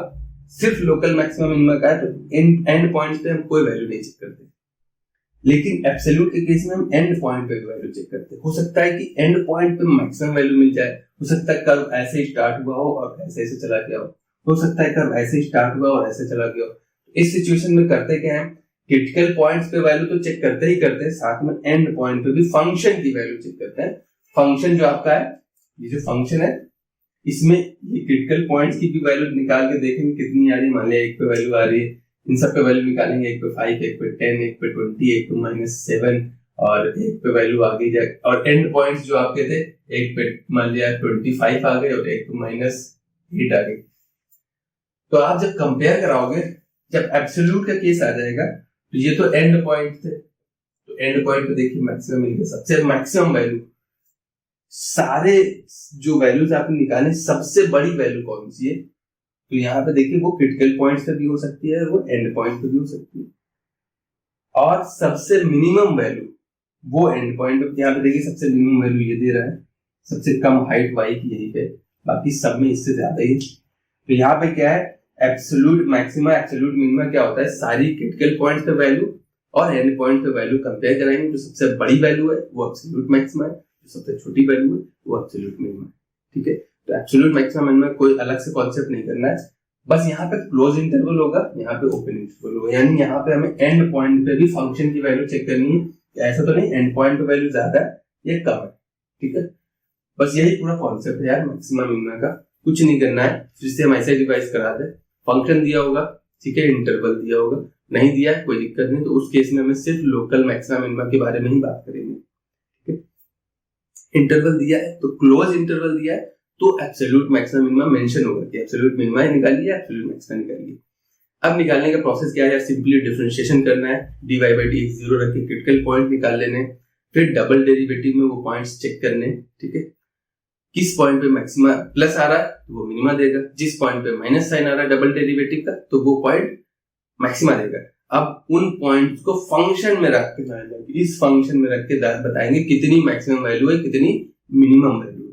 एब्सोल्यूट के केस में ये पूरा प्रोसेस तो करना ही है, क्रिटिकल पॉइंट्स पे चेक करना है, साथ में जो एंड पॉइंट्स दे रखे थे उन पॉइंट्स पे भी चेक करेंगे और सबको कंपेयर करेंगे कि किसकी वैल्यू सबसे ज्यादा है और किसकी वैल्यू सबसे कम है। इसीलिए मैंने यहाँ पे लिखा है कि एब्सोल्यूट मैक्सिमम मिनिमा इन दोनों के बीच में होते हैं, एंड पॉइंट इंक्लूडेड है। लोकल मैक्सिमम मिनिमा इन दोनों के बीच में ही होते हैं, एंड पॉइंट्स कंसीडर नहीं करते। समझ में आ रहा है? तो ये पूरा कॉन्सेप्ट है मैक्सिमम मिनिमा का। आगे देखते हैं, मैंने 2 क्वेश्चन लिखे। कोई बच्चे कहेंगे कि सर एक चीज तो आपने छोड़ दी है कि डबल डेरिवेटिव अगर 0 हो गया क्रिटिकल पॉइंट, तो मैंने क्वेश्चन ले लिया, इसीलिए उसको मैं इससे एग्जांपल से समझा देता हूं। अगर आप समझना चाहिए समझ लीजिए कि जो क्रिटिकल पॉइंट निकाले थे डबल डेरिवेटिव चेक करते हैं वो या तो पॉजिटिव आएगा या नेगेटिव आएगा या 0 आ सकता है, ये तो हो सकता है। तो यहाँ पे क्या है, मिनिमा देता है, यहाँ पे क्या है, मैक्सिमा देता है। बता दिया क्यों, क्योंकि ये ओपनिंग डाउनवर्ड होता है, ये ओपनिंग अपवर्ड होता है। देखिए मिनिमा देता है, मैक्सिमा देता है। ये नीदर मैक्सिमा देगा नॉर मिनिमा देगा, ये ठीक है। अब ठीक है, ये क्यों होता है वो एग्जांपल से समझेंगे तो और अच्छे से क्लियर हो जाएगा। पहला क्वेश्चन देखिए क्या है, सिंपल क्या करना है, हमको बताना है लोकल मैक्सिमा। मैंने बता रखा है अगर इंटरवल मेंशन नहीं है और मेंशन है तो ओपन होगा, वो होता है लोकल मैक्सिमा और लोकल मिनिमा के लिए। और अगर इंटरवल में और जब भी एब्सोल्यूट की बात होगी तो हमेशा इंटरवल देगा और क्लोज इंटरवल देगा। आ जाता है क्वेश्चन। पहला क्वेश्चन क्या कह रहा है, fx हमारा कितना है, x³ माइनस 3x प्लस 3। तो पहले हम इसका क्या निकालते हैं, f'(x), तो वैल्यू हो जाएगी 3x² माइनस 3x की वैल्यू 1, ये तो 0 हो जाएगा, 3x² माइनस 3 बचेगा। 3 कॉमन ले लेंगे तो वैल्यू आ जाएगी x² माइनस 1। यहां से पता चला 3 टाइम्स x माइनस 1 और x प्लस 1 फैक्टर हो गए। f'(x) 0 रख के क्रिटिकल पॉइंट्स निकाल देंगे तो वो किस पे है, 1, -1। 2 क्रिटिकल पॉइंट्स आ रहा है, ठीक है। इनको किस पॉइंट पे मैक्सिमम किस पॉइंट पे मिनिमम मिलेगा, ये फर्स्ट ऑर्डर से कैसे चेक होता है मैंने बताया, ये भी मैं तरीका बताया दे रहा हूँ, दोनों तरीके बताया दे रहे हैं। फर्स्ट ऑर्डर से चेक करने का तरीका क्या होता है, क्रिटिकल पॉइंट्स आप प्लॉट कर दीजिए, -1, 1, ठीक है। अब हम इस साइड से प्लस लिखते हैं, इस साइड से माइनस लिखते हैं, इस साइड से प्लस लिखते हैं। ये रीजन ये हो सकता है कई बच्चों को समझ में ना आया हो, मैंने तरीका बता रखा है इंक्रीजिंग डिक्रीजिंग में। आप चाहे तो कोई वैल्यू ले लीजिए, इस साइड 1 के बाद 2, 3, 4 कोई भी वैल्यू उठाइए, यहाँ पे रखिए। 2 रखेंगे तो ये प्लस आएगा, 3 रखेंगे प्लस आएगा, 4 रखेंगे तो इस साइड हमेशा प्लस है। -1 और 1 के बीच में 0 आता है, -0.5 आता है, 0.5 प्लस का भी आता है, कोई भी वैल्यू रख लो तो 0 रख देते हैं, वैल्यू क्या आएगी, माइनस की आएगी।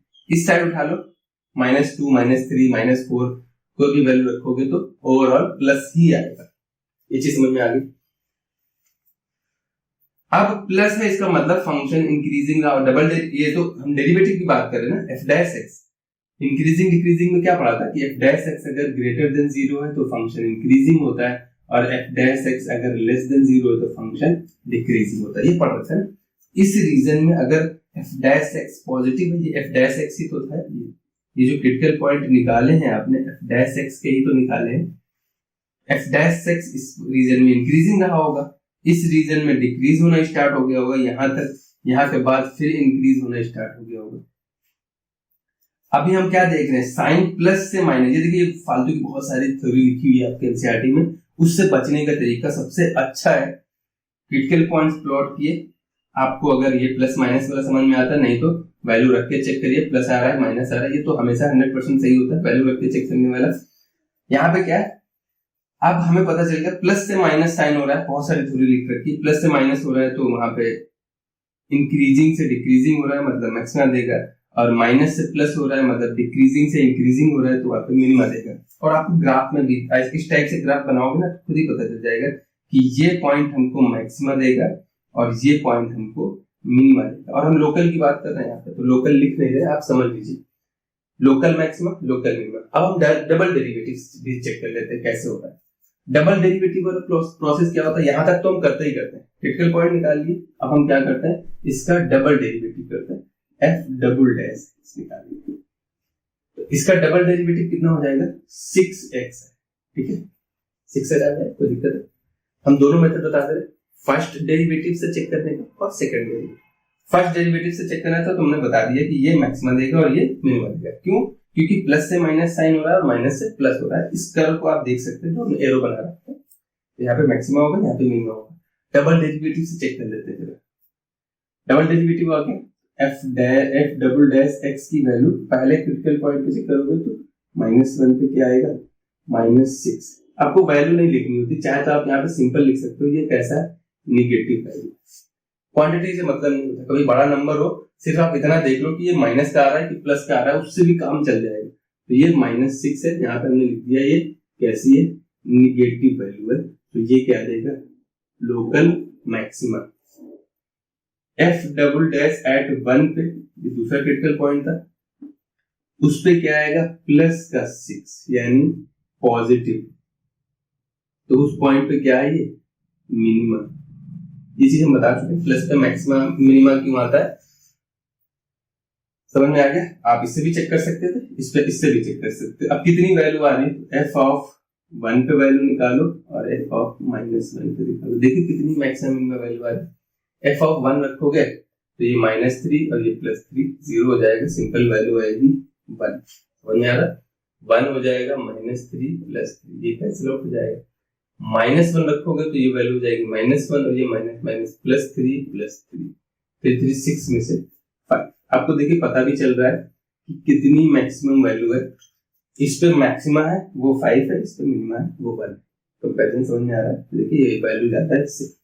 सेकंड क्वेश्चन देखिए क्या कह रहा है, ये हमारी इक्वेशन दे रखी है, इस पे हमें लोकल मैक्सिमा मिनिमम बताना है, तो हम f डैश x निकालेंगे, वैल्यू हो जाएगी 6x² - 12x + 6, ये तो 0 हो जाएगा, ये वैल्यू 1 तो 6 बचेगा, 6 कॉमन आ जाएगा, वैल्यू बच रही है x² - 2x + 1, ये f डैश x। अगर हम फर्स्ट ऑर्डर डेरिवेटिव से चेक करते हैं तो मुझे दिख रहा है भाई ये f डैश x जो है वो 6 टाइम्स x - 1 का क्या है, होल स्क्वायर। और f डैश x क्या है, पॉजिटिव है फॉर ऑल रियल। भाई सारे रियल भाई होल स्क्वायर लग गया ना, तो अभी हमेशा पॉजिटिव रहेगा। और f डैश x हमेशा पॉजिटिव होता है, तो वो कैसा होता है, स्ट्रिक्टली इंक्रीजिंग होता है, मतलब वो फंक्शन इंक्रीज ही करता चला जाएगा। तो वो उस सिचुएशन में ये भैया ना मैक्सिमा देगा ना मिनिमा देगा, यानी ये नीदर मैक्सिमा नॉर मिनिमा देगा। ये तो फर्स्ट ऑर्डर से हो गया। अब अगर हमको अपने सेकेंड ऑर्डर से चेक करना होता तो ये हटाया जाएगा। सेकेंड ऑर्डर क्या कहता है, यहां से क्रिटिकल पॉइंट कितना आ गया, क्रिटिकल पॉइंट आ गया है x की वैल्यू 1, एक ही आ रहा है, 1 2 बार तो लिखेंगे नहीं। उस सिचुएशन में हम क्या करते हैं भाई, इसका डबल डेरिवेटिव निकालते हैं, डबल डैश वो हो जाएगा सिंपली, चाहे तो इसका कर दीजिए या इसका कर दीजिए, बात एक ही। इसका करेंगे तो वैल्यू हो जाएगी 6 तो बाहर, वैल्यू हो जाएगी 2x - 2, कोई दिक्कत है।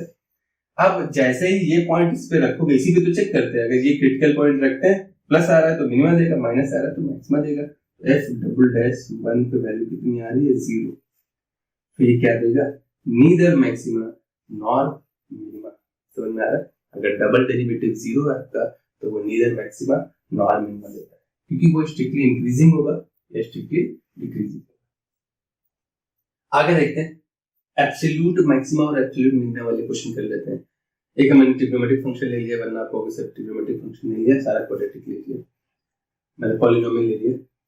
एब्सोल्यूट मैक्सिमा मिनिमा मैंने बता रखा है, हमेशा इंटरवल देगा, वो भी क्लोज इंटरवल देगा, कि एब्सोल्यूट वैल्यू एंड पॉइंट पे भी मिल सकती है, क्रिटिकल पॉइंट पे भी मिल सकती है और एंड पॉइंट पे भी मिल सकती है, कहीं भी मिल सकती है। पहला प्रोसेस तो सेम रहता है, पहला अगर हम क्वेश्चन उठाएंगे प्रोसेस तो सेम रहता है, एफ डैश एक्स निकालते हैं, वैल्यू क्या आती है 6x² माइनस 30x प्लस 36। ये देखिए इसका डिफरेंशियल 1 का तो 0 हो जाएगा, 6 कॉमन आ जाएगा तो x² माइनस 5x प्लस 6, इसके factor x minus 2 x minus 3 हो जाएंगे। ये f'(x) है, कोई दिक्कत नहीं होनी चाहिए इस टाइप के क्वेश्चन में। f'(x) 0 रखते हैं तो क्रिटिकल पॉइंट्स कितने आ रहे हैं, क्रिटिकल पॉइंट्स आ रहे हैं इसके 2, 3। फर्स्ट ऑर्डर यूज नहीं करना है, सीधा ऐसे करिए। अब f'(x) कितना आ जाएगा, वो आ जाएगा 6 तो बाहर था 2x माइनस 5।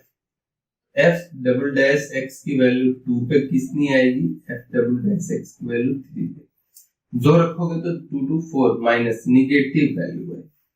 देखिए क्वांटिटी से मैटर नहीं करता, आप पूरी कैलकुलेशन मत रखिए। 2 रखेंगे तो 2 to 4 माइनस 1 माइनस 5 करेंगे तो माइनस का आ जाएगा, और 3 रखेंगे तो 6 माइनस 5 प्लस का आ जाएगा, तो इस पे पॉजिटिव देगा, यानी ये मैक्सिमा देगा और ये मिनिमम देगा। अभी लोकल है कि एब्सोल्यूट है अभी हम नहीं बता रहे, क्योंकि एब्सोल्यूट का केस है। अब मेरे पास चेक किस किस पे करना है, हमें इन पे तो चेक ही करना है फंक्शन, साथ में 1 और 5 पे भी चेक करना है इस फंक्शन को, इस फंक्शन ये जो दे रखा है। अब ये आगे का प्रोसेस आप कर लीजिएगा, मैं नहीं कर रहा। सिंपल करना क्या है, ये वाला क्वेश्चन हम अच्छे से एक्सप्लेन कर देंगे।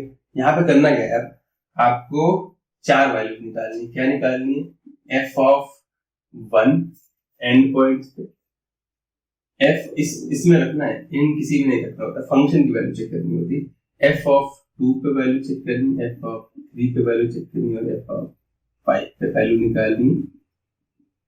सबको कंपेयर कराइए, जो सबसे मिनिमम वैल्यू होगी वो एब्सोल्यूट मिनिमम होगी, और जो सबसे ज्यादा वैल्यू होगी वो एब्सोल्यूट मैक्सिमम।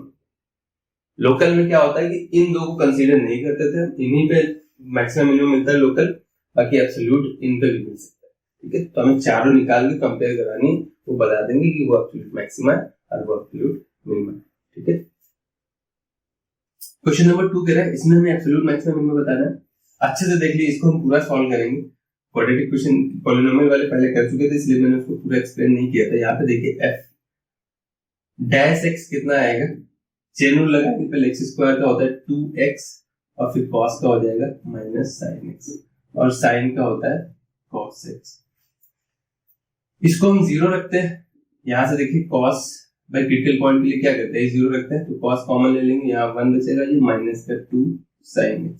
यहां से पता चल रहा है या तो cos x की वैल्यू 0 होगी या 1 माइनस 2 sin x की वैल्यू क्या हो जाएगी 0, या ऐसा कह सकते हैं कि sin x की वैल्यू क्या होगी 1/2, यानी x की वैल्यू आ जाएगी π/6 30 डिग्री, और यहां से x की वैल्यू आ जाएगी π/2, यानी आप π/2 रखो या π/6 रखो वैल्यू सेम है। यहां से देखिए एक चीज ध्यान रखिए, जब हमको लोकल मैक्सिमा, कभी कभी क्या होता है लोकल मैक्सिमा, लोकल मिनिमा और एब्सोल्यूट मैक्सिमा और एब्सोल्यूट मिनिमा भी पूछा जाता है, तो हमको ध्यान देना होता है कि किस पॉइंट पे लोकल मैक्सिमा मिलेगा, किस पॉइंट पे मिनिमा लोकल मिनिमा मिलेगा। एब्सोल्यूट के केस में हमें डबल डेरिवेटिव निकालने की वैसे जरूरत नहीं पड़ती है, डायरेक्ट आपको यहाँ पे क्या निकालना है, f(0) and point value, f(π/2) critical points पे वैल्यू, f(π/6) और f(π) एंड पॉइंट वैल्यू। ये 4 है, तो 2 क्रिटिकल पॉइंट है, 2 एंड पॉइंट है। 0 रखोगे, fx में 0 रखना है, cos 0 1 होता है, स्क्वायर कर दो 1 रहेगा, sin 0 0 हो जाता है, वैल्यू कितनी आएगी भैया 1। 90 पे, अभी 90 पे ये 0 हो जाएगा और ये 1 दे देगा, तो वैल्यू कितनी आएगी 1। π/6 रखोगे, cos square π/6 plus sin π/6, cos value √3/2 का होल स्क्वायर, और ये वैल्यू 1/2, ये वैल्यू 3/4 और ये वैल्यू 1/2, एलसीएम ले लोगे तो 5/4, ये वैल्यू कितनी आ रही है 5/4।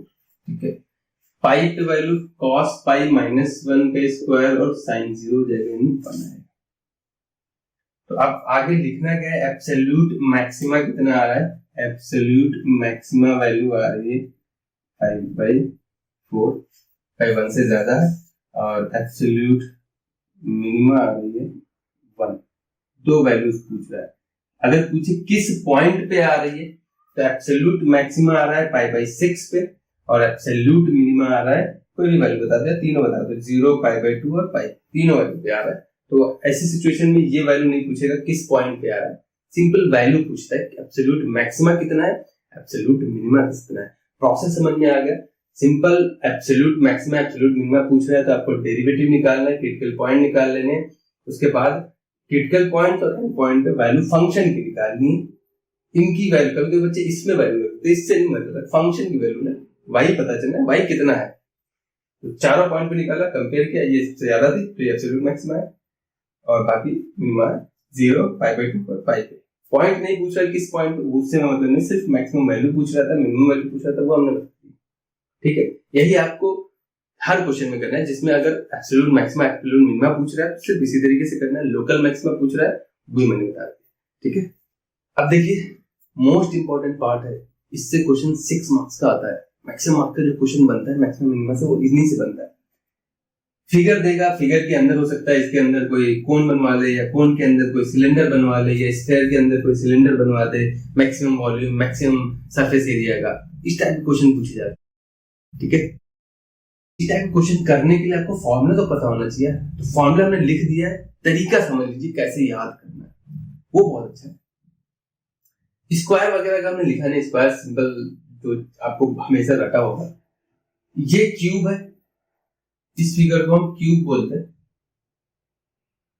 ऐसा क्यूब जिसकी लेंथ ब्रीथ हाइट सेम है, तो ये आपको पता होगा, ये बहुत इजी है, स्टार्टिंग के दो बहुत इजी आपको पता होंगे।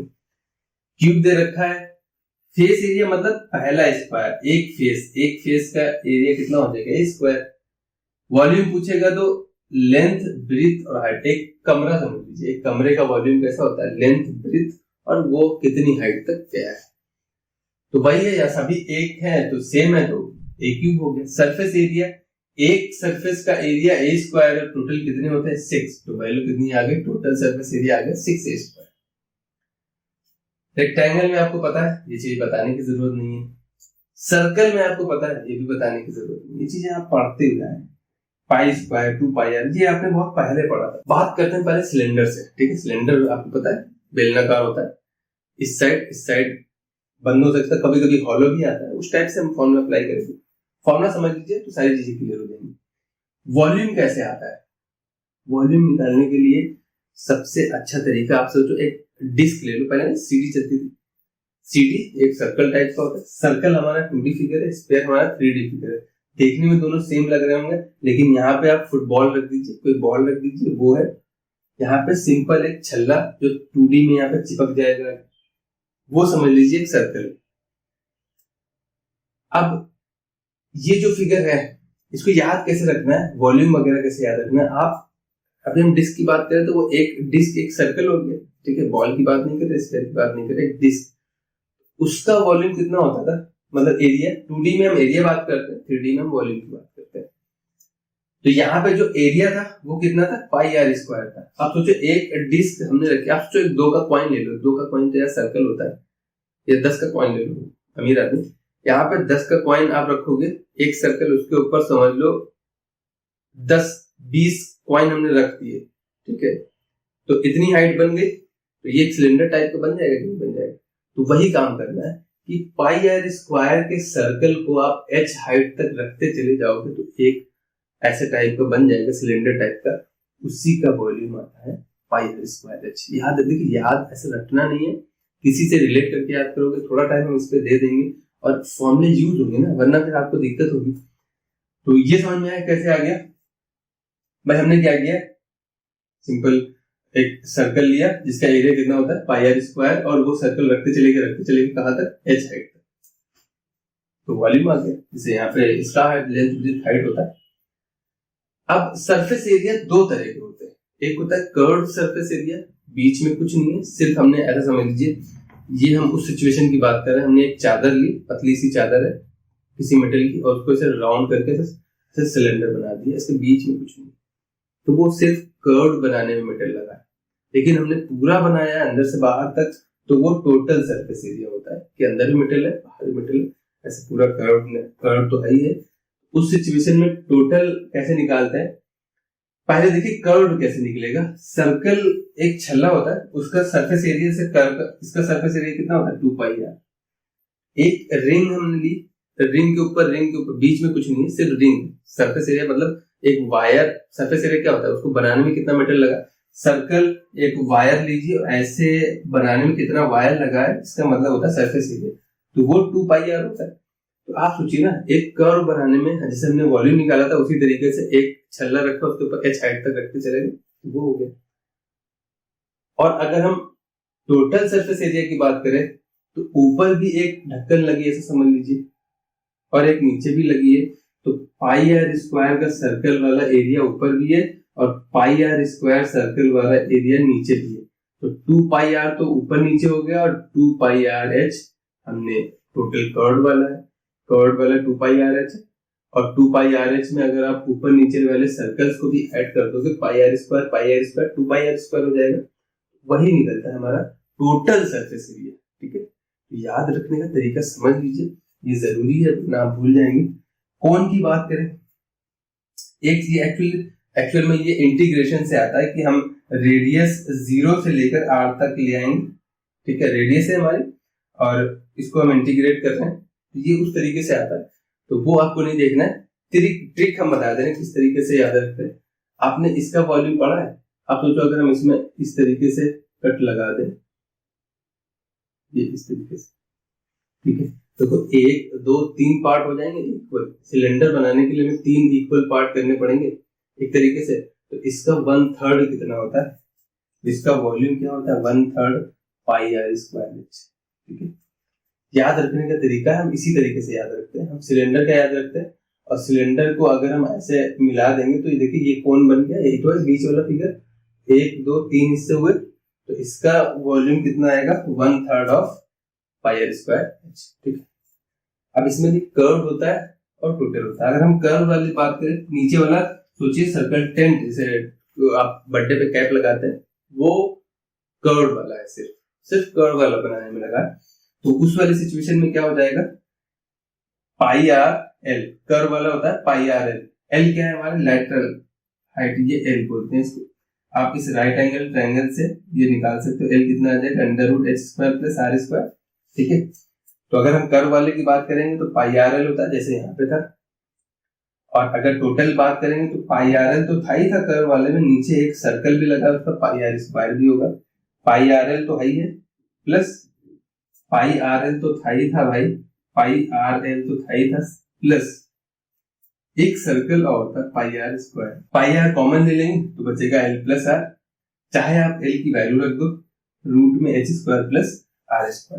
जी फिगर हमारा स्फीयर होता है, स्फीयर का आप सर्कल तरीके से रिलेट कर सकते हैं। याद रखने के लिए हम इस तरीके से याद रखते हैं कि 4 राइट सर्कुलर कोन को मिला के हमारा बनता है। तो ये, और हाइट भी इक्वल हो जाएगी रेडियस के। यहाँ पे देखिए जो पाई आर, इसको एच भी हमारा आर हो जाएगा, तो r³ हो जाएगा, और ये 4 राइट सर्कुलर कोन मिलाएंगे चारों तरफ से, तब हमारा स्फीयर बनता है। और सरफेस एरिया इसमें एक आता है, इसका हाफ पूछेगा तो हाफ कर देंगे। इस टाइप से आपको ये फॉर्मूले याद रखने हैं, फॉर्मूले बहुत इंपॉर्टेंट है, इनका स्क्रीनशॉट ले लीजिए, 2-3 बार रिवाइज कर लीजिएगा, खासकर सिलेंडर और कोन का।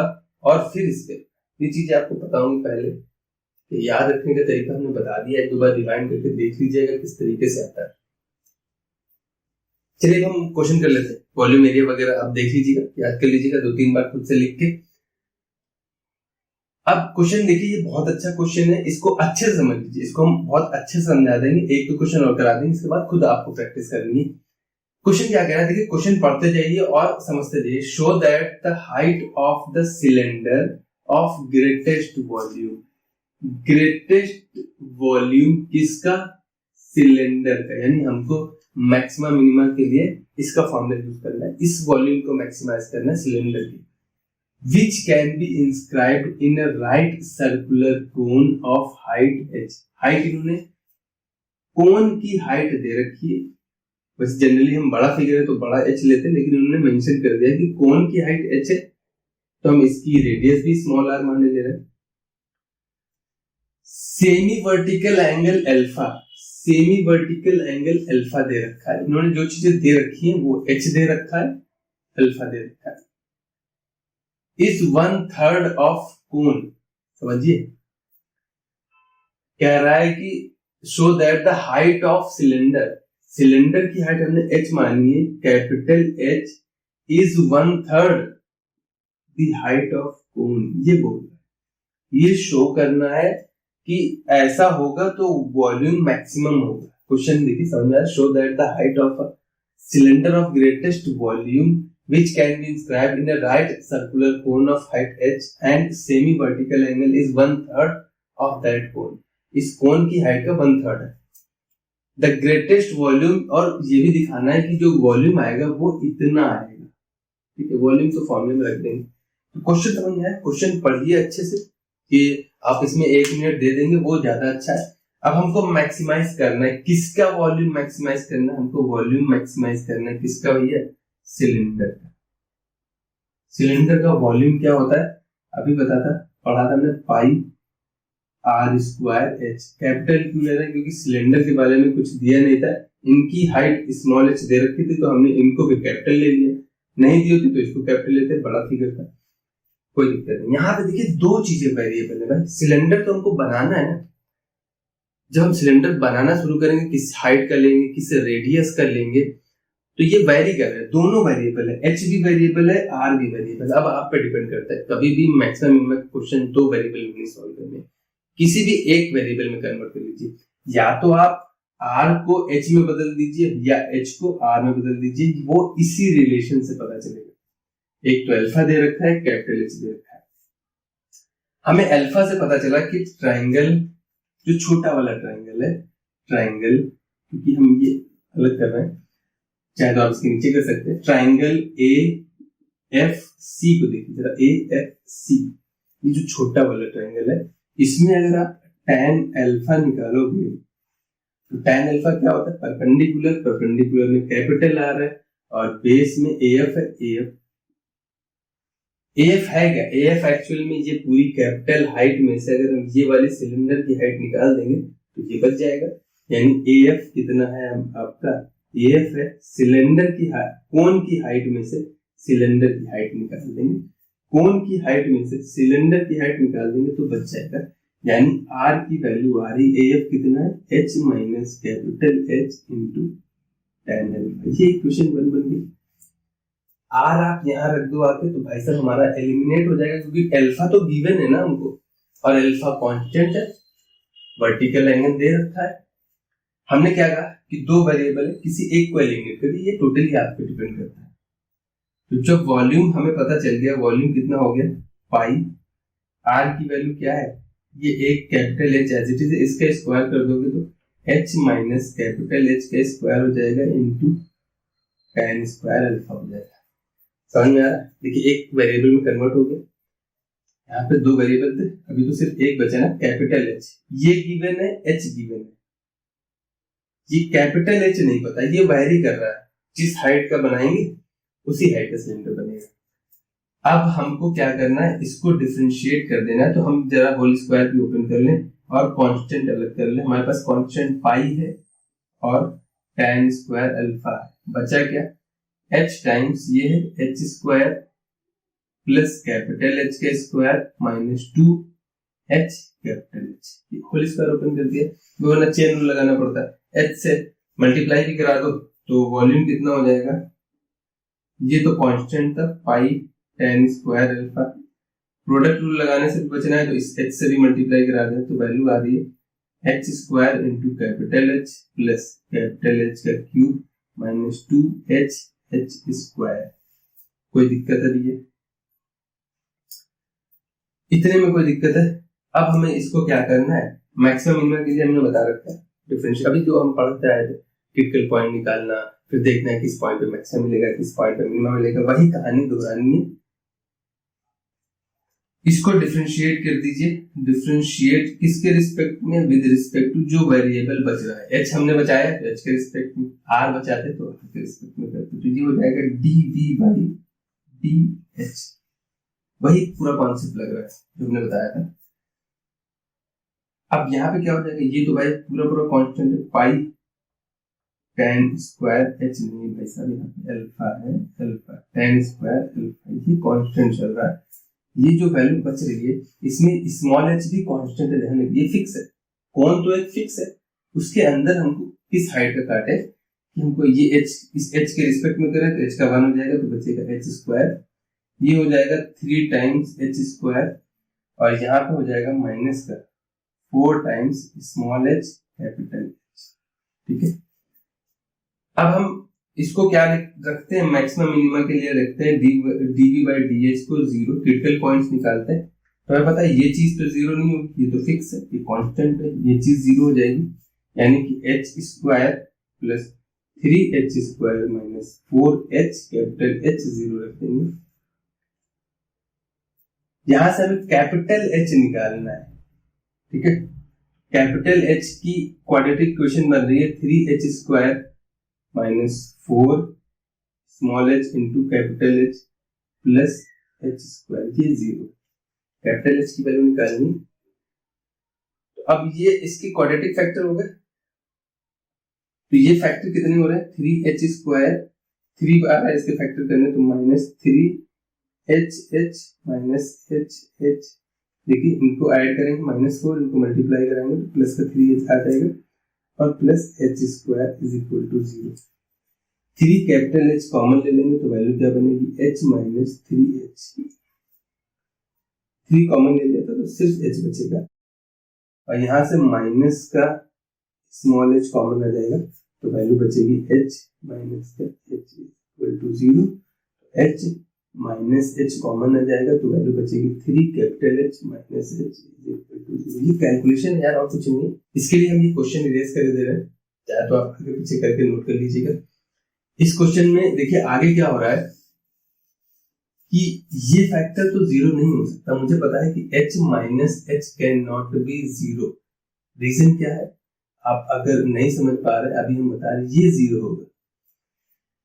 आप कितनी भी हाइट का सिलेंडर काट लोगे इसके अंदर, लेकिन कभी भी इस हाइट के बराबर का सिलेंडर नहीं काट सकते भाई। इसके बराबर काटने के लिए तो सिलेंडर ही नहीं बनेगा, एक लाइन कट सकती पतली सी, बस। सिलेंडर के लिए तो रेडियस भी चाहिए होता है ना, तो अगर आप इस हाइट के बराबर का सिलेंडर तो काट ही नहीं सकते, तो ये दोनों हाइट कभी बराबर नहीं हो सकती, तो ये 0 हो जाएगा। यानी यहाँ से हमें पता चला कैपिटल H की वैल्यू आएगी h बाई, ये देखिए यही प्रूव करना है।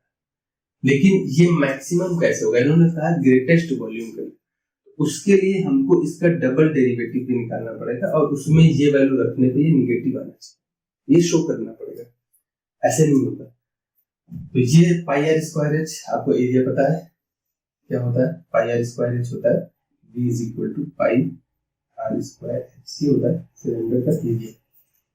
तो अभी क्या करना है, हमें इसको डबल डिफरेंशिएट करना है, इस वाली इक्वेशन को जो आई थी हमारी, तो d2v अपॉन में dh स्क्वायर कितना आ जाएगा, पाई tan स्क्वायर अल्फा कांस्टेंट था, यहाँ पे क्या बच रहा है, ये तो कांस्टेंट है, 0 हो जाएगा। ठीक है, क्योंकि हम कैपिटल H के रिस्पेक्ट में कर रहे हैं, ये तो फिक्स है, इसकी वैल्यू हो जाएगी 6 टाइम्स h माइनस का 4 टाइम्स स्मॉल h। ठीक है, इसका तो 1 हो जाएगा, ये कांस्टेंट है। अब h की वैल्यू जैसे ही यहाँ पे रखोगे आगे h बाई 3, तो 6 into h by 3 minus 4h, ये 3 2, तो 2h में से माइनस 2h बचेगा, कैसा आ रहा है वैल्यू, निगेटिव। मींस इस h के लिए डबल डेरिवेटिव निगेटिव है, मतलब ये प्रूव हो गया कि इस h के लिए वॉल्यूम कैसा है, मैक्सिमम है। समझ में आ रहा है, बस यही प्रूव करना था यार। यहाँ पे क्या करना था, show that the height is 1/3 of the cylinder की हाइट।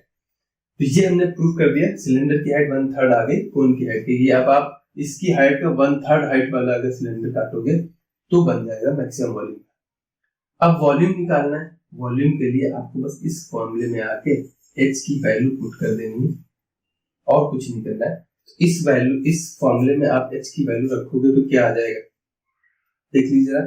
पाई h की जगह क्या रखना है, पाई इंटू h की जगह h बाई 3, यहाँ पे रखोगे h माइनस h बाई 3 का होल स्क्वायर है इंटू tan स्क्वायर अल्फा। देखिए इस वॉल्यूम में ये h रख दीजिए आके, जैसे आप रखोगे तो ये h बाई 3 हो गया, यहाँ h बाई 3, अब ये हो जाएगा 2h बाई 3, उसका स्क्वायर हो जाएगा 4h बाई 9 का मल्टीप्लाई करा दोगे 27 हो जाएगा, जो हमको प्रूफ करना था। 4/27 भाई देखिए एचसीएम लेंगे, 2 का स्क्वायर 4 और 9 और 3 27, h स्क्वायर h क्यूब हो जाएगा और tan स्क्वायर अल्फा तो है ये पाई ऑलरेडी, ये वॉल्यूम आ जाएगा।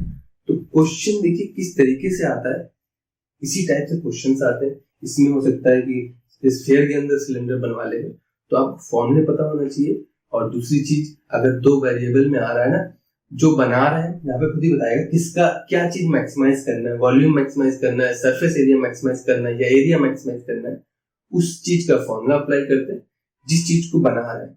और उसी चीज में हम 2 वेरिएबल है तो किसी एक में इक्वेशन निकाल लेते हैं, फिर डिफरेंशिएट करके तो आगे की कैलकुलेशन कर लेते हैं। ठीक है, नोट कर लीजिए। चलिए अगला क्वेश्चन लगा लेते हैं, बहुत इंपॉर्टेंट क्वेश्चन है। इस टाइप क्वेश्चन लगाते कैसे हैं, मेथड इंपॉर्टेंट, ठीक है, अप्रोच इंपॉर्टेंट है, क्या करना होता है। इसके पहले वाले क्वेश्चन में देखा हमने, इस क्वेश्चन में भी देखते हैं। फिगर मैंने बना दिया, थोड़ा टाइम बचेगा इससे। अच्छे क्वेश्चन से देखिए, क्वेश्चन हम मैक्सिमम 2-3 एक वैरायटी के 2-3 तरह के करा देंगे, ज्यादा नहीं करा पाएंगे। वीडियो की लेंथ आपको भी होता है भाई, वीडियो की सर लेंथ नहीं होनी, ज्यादा होनी चाहिए, ये भी बहुत नौटंकी रहती है आप लोग की, वरना लाइक नहीं करेंगे, देखेंगे नहीं, तो ये सब अलग नौटंकी रहती है। तो हम कोशिश करते हैं कि वैरायटी कवर कर ले और वैरायटी के जो इंपॉर्टेंट है उसके 2-3 क्वेश्चन कम से कम करा दें। यहाँ पे देखिए क्वेश्चन पढ़ते टाइम आपको बहुत ध्यान देना है। Prove that the volume of the largest cone, largest cone का वॉल्यूम, यानी ये कोन है उसका वॉल्यूम पे मैक्सिमम मिनिमम वाला कॉन्सेप्ट लगाना है, यानी डेरिवेटिव निकालना है, डबल डेरिवेटिव चेक करना है। तो वॉल्यूम किसका, volume of largest cone can be inscribed in A sphere of radius r, sphere की रेडियस दे रखी है is 8/27 times the volume of sphere. इसका मतलब क्या प्रूफ करना है हमको प्रूफ करना है कि volume of cone is equal to 8/27 times volume of sphere कितना होता है 4/3 पाई, रेडियस कितनी दे रखी है r क्यूब। ऐसा प्रूफ करना है इनकी लैंग्वेज के हिसाब से। अब इसमें बहुत कुछ ज्यादा होता नहीं है, एक स्फीयर है, स्फीयर की रेडियस मान लीजिए सेंटर है, उसकी रेडियस r है, इसके अंदर एक हमको कोन बनाना है जो मैक्सिमम वॉल्यूम का हो। तो वॉल्यूम हमको मैक्सिमाइज करना है इस कोन का। तो हाइट दी नहीं थी हमने, मान ली इसकी हाइट h है और इसकी रेडियस स्मॉल है, कैपिटल R हमने बड़े वाले का मान रखा है और दे रखा है उन्होंने। तो वॉल्यूम कितना हो जाएगा कोन का, मैंने बता रखा है, जो उसका होता है सिलेंडर का पाई r स्क्वायर h, ये सिलेंडर का होता है, वो 1/3 होता है, 3 इक्वल पार्ट कर देते हैं। मैंने तरीका बता रखा है याद रखने का, ऐसा होता नहीं, प्रैक्टिकली मत करिएगा, एक तरीका बता रखा है याद रखने का, याद रहता है इससे। ये वॉल्यूम हो गया। यहाँ पे 2 ऑप्शन है आपके पास, एक r वेरिएबल है और एक h वेरिएबल है। किसको एलिमिनेट कर सकते हैं ये आपके ऊपर है, कौन इजीली एलिमिनेट हो जाएगा टोटली आपके ऊपर है। प्रेफर उसको करिए जिससे हमारी कैलकुलेशन थोड़ी इजी हो जाए। दोनों हम बता के देख लेते हैं। अगर आप ट्रायंगल एबीसी में देखेंगे, ट्रायंगल एबीसी पूरी हाइट h की वैल्यू क्या है r प्लस ab के इक्वल है। पूरी हाइट, ये पूरी हाइट h है, ये r और ab का सम करोगे तो पूरी h के इक्वल है, ये पूरी h है। देखिए ट्रायंगल एबीसी में यहां से अगर आप h, ये ट्रायंगल एबीसी में कैपिटल R स्क्वायर है, AB square plus R square दे रखा है, तो AB की वैल्यू यहां से रख सकते हैं। तो R square is equal to AB कितना है h माइनस R का स्क्वायर प्लस R स्क्वायर। यहां से हम R स्क्वायर निकाल सकते हैं, R स्क्वायर कितना आ जाएगा R square minus h minus capital R का स्क्वायर। इस वन में कैसे किया, ये चीज तो पता ही चल गई कि भाई पूरी h है जिसमें से ये R था और ये AB था, तो ये लिख सकते थे। Triangle ABC right angle triangle है हमारा, ठीक है। कोई एक चीज हटाना, हम दोनों बता कर दिखा रहे हैं आपको कि कौन इजी रहेगा। ये थोड़ी कैलकुलेशन से आएगा, प्रैक्टिस से आएगा। हमने जब इस राइट एंगल ट्रायंगल में लगाया तो हाइपोटेनस का स्क्वायर परपेंडिकुलर बेस स्क्वायर करके यहाँ से AB की वैल्यू यहाँ से उठा के इसमें रख दी आके। तो यहाँ R अननोन है, देखिए ये कैपिटल R हमको पता है, H और R के बारे में कोई इन्फॉर्मेशन नहीं, यही तो हमको बताना है मैक्सिमम वॉल्यूम कब बनेगा। H भी वेरिएबल है, R भी वेरी कर रहा है। तो यहां से हमें पता चल गया कि स्मॉल r जिसके बारे में कुछ पता नहीं है वो आ रहा है। देखिए a square minus b square से 2 फैक्टर बनने, एक बन जाएगा r a minus b, a minus minus plus r हो जाएगा और एक a प्लस बी, तो r plus h minus r आ जाएगा। ठीक है, तो यहाँ r से r कैंसिल हो गया, तो r स्क्वायर की एग्जैक्ट वैल्यू कितनी आ रही है 2r minus h into h। तो दिक्कत है। और दूसरा तरीका क्या था कि इस सिचुएशन में आप h की वैल्यू कितनी रख सकते थे, h की value r plus a b कितना है, इस वाले से a b निकाल सकते हैं, रूट में r square minus r square. ये चीज समझ में आई? ये निकालना थोड़ा सा यहाँ लग रहा होगा बहुत इजी है भाई, h की वैल्यू आप यहाँ रख दो, एक में हो जाए। देखिए हम करते क्या, दो में वेरिएबल है, 2 या 3 में हम सडनली एक में कन्वर्ट कर लेंगे, पूरी इक्वेशन को एक में कन्वर्ट करके फिर डिफरेंशिएट करते हैं। दो वेरिएबल नहीं होने चाहिए। तो यहाँ पे 2 वेरिएबल थे, या तो आप h एलिमिनेट कर दो इस फॉर्मूले से, भाई टोटल h जो है आपका कैपिटल R ए बी के इक्वल था, ए बी इस राइट एंगल ट्राइंगल से निकल आया। ये देखिए राइट एंगल ट्राइंगल से हमारा ए बी कितना आ गया, capital R square minus small r square, ये रख सकते थे। तो ये वैल्यू आप चाहे रख दीजिए, लेकिन मैं इसको प्रेफर नहीं करूंगा। रीजन क्या है, क्योंकि रूट आ रहा है, आप यहाँ पे रखोगे तो वैल्यू हो जाएगी 1/3 pi r square into bracket में r plus root r square minus r square आएगा। आप सोचो जब इसको डिफरेंशिएट करोगे तो रूट खत्म नहीं होता यार, ये ऐसे वो फंक्शन होते हैं, साइन थीटा होता है, कॉस थीटा, ये आपस में बदलते रहते हैं लेकिन कभी खत्म नहीं होते। रूट भी 1 में चला जाएगा या ऊपर चला जाएगा या पावर कम ज्यादा हो जाएगी, लेकिन ये हमको डबल डेरिवेटिव निकालना है तो कैलकुलेशन हमारी थोड़ी सी ज्यादा हो जाएगी। प्रेफर है हम अभी यहाँ पे थोड़ी सी कैलकुलेशन करके आगे की मेहनत हम बचा सकते हैं। तो ये वाला मेथड हम नहीं अपना रहे हैं। आप चाहे तो आप इससे भी कर सकते हो, रिजल्ट सेम आएगा। ठीक है, तो यहां से हमने ये वाली जो वैल्यू निकाली ये समझ में आ गई होगी कैसे किया हमने।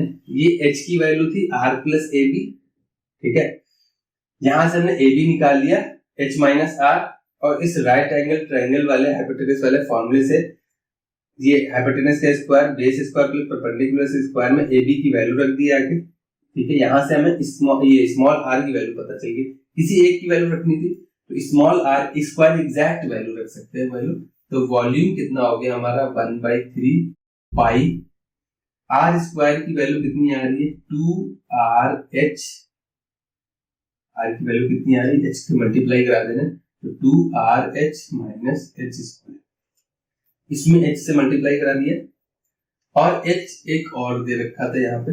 ये समझ में आ रहा है आपको हमने क्या किया? यहाँ पे देखिए रूट वगैरह नहीं है, थोड़ी कैलकुलेशन हमारी इजी हो जाएगी। ये h एज इट इज था, r स्क्वायर की वैल्यू ये पूरी मैंने उठा के यहाँ पे रख दिया है। h से और मल्टीप्लाई करा दीजिए वरना प्रोडक्ट रूल लगाना पड़ेगा। तो ये π/3 बाहर है, अंदर वैल्यू है 2rh square minus h cube, ये वॉल्यूम आ रहा है। अब क्या है ना, आपको प्रोडक्ट रूल लगाना पड़ेगा, ना ही स्क्वायर रूट वगैरह से बच गए हम। अब सिंपली डिफरेंशिएट कर देना। h वेरिएबल है ना, हाइट वेरिएबल है, ये तो फिक्स है, ये गिवन है, कोन की जो स्फीयर की रेडियस गिवन है। अब इसको आपको डिफरेंशिएट करना है, जो वेरिएबल आपने रोका, हमने h रोका है विद रिस्पेक्ट टू h करेंगे। आप अगर r रोकना चाहो तो आपको r के रिस्पेक्ट में करना पड़ेगा, स्मॉल r। डिफरेंशिएट करोगे ये हो जाएगा dv by dh is equal to π/3। h के रिस्पेक्ट में कर रहे हैं, ये कांस्टेंट 2h स्क्वायर का क्या हो जाएगा 2h, तो ये हो जाएगा 4rh, इसका हो जाएगा -3h square. For maximum minima के लिए हम क्या करते हैं, और d2y वो भी निकाल लेते हैं। चलिए d2v अपॉन में dh स्क्वायर कितना आएगा, ये इक्वेशन 1 मान लीजिए। इसका फिर से डिफरेंशिएशन हो जाएगा, तो ये h की वैल्यू 1 हो जाएगी, 4r बचेगा और इसकी वैल्यू आएगी -6h, ये इक्वेशन 2। कोई दिक्कत है इसमें? यहाँ पे अब हम करते क्या है, इसके बाद हम करते हैं कि क्रिटिकल पॉइंट निकालते हैं। क्रिटिकल पॉइंट्स के लिए हम इसको 0 रखते हैं, तो dv बाई dh आप 0 रखेंगे, तो 0 रखेंगे, पता है ये तो 0 हो गए, नहीं तो कांस्टेंट फिक्स नंबर है तो ये वैल्यू 0 हो जाएगी। यहां से देखिए क्या है, h कॉमन ले लेंगे तो 4r माइनस 3h की वैल्यू कितनी है 0। h तो 0 नहीं हो सकती भाई, हाइट ही 0, अगर हाइट 0 कर दोगे तो कोण कहां बना, तो इसकी हाइट तो 0 नहीं हो सकती, h 0 नहीं होगा, इसका मतलब ये 0 होगा, यानी 4r माइनस 3h की वैल्यू 0 और h अननोन है हमारा, तो h की वैल्यू कितनी आई है इस सिचुएशन में, हमारा h जो आ रहा है वो 4r बाई 3 होना चाहिए, 4r/3 आ रही है। अब हम चेक करेंगे क्या ये इस हाइट का अगर हम कोन बनाएंगे क्या वो मैक्सिमम वॉल्यूम का होगा, उसके लिए आपको यहाँ पे रखना पड़ेगा। तो यहाँ पे जैसे ही आप h की वैल्यू रखोगे 4r/3, तो 3 से 3 कैंसिल हो जाएगा, 8r बचेगा -4r है। समझ में आ रहा है? देखिए d2v अपॉन में dh² की वैल्यू π/3 थी और 4r है।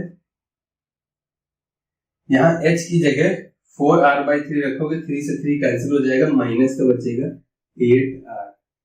देखिए निगेटिव आ रहा है ना, ये तो कांस्टेंट है, 4 में से 8 जाएगा, माइनस का 4 बचेगा। तो ये कैसा आ रहा है? ये निगेटिव है, मींस मैक्सिमा देगा। यानी वॉल्यूम कैसा आएगा भैया? मैक्सिमम आएगा। कितना वॉल्यूम आएगा ये भी प्रूफ करना है। तो वॉल्यूम हमने निकाल रखा था, फाइनल वॉल्यूम कितना आ रहा था, ये वॉल्यूम था आपका। यहाँ पे आपको बस h की वैल्यू तो पुट करनी है आके, तो वॉल्यूम कितना हो जाएगा आपका?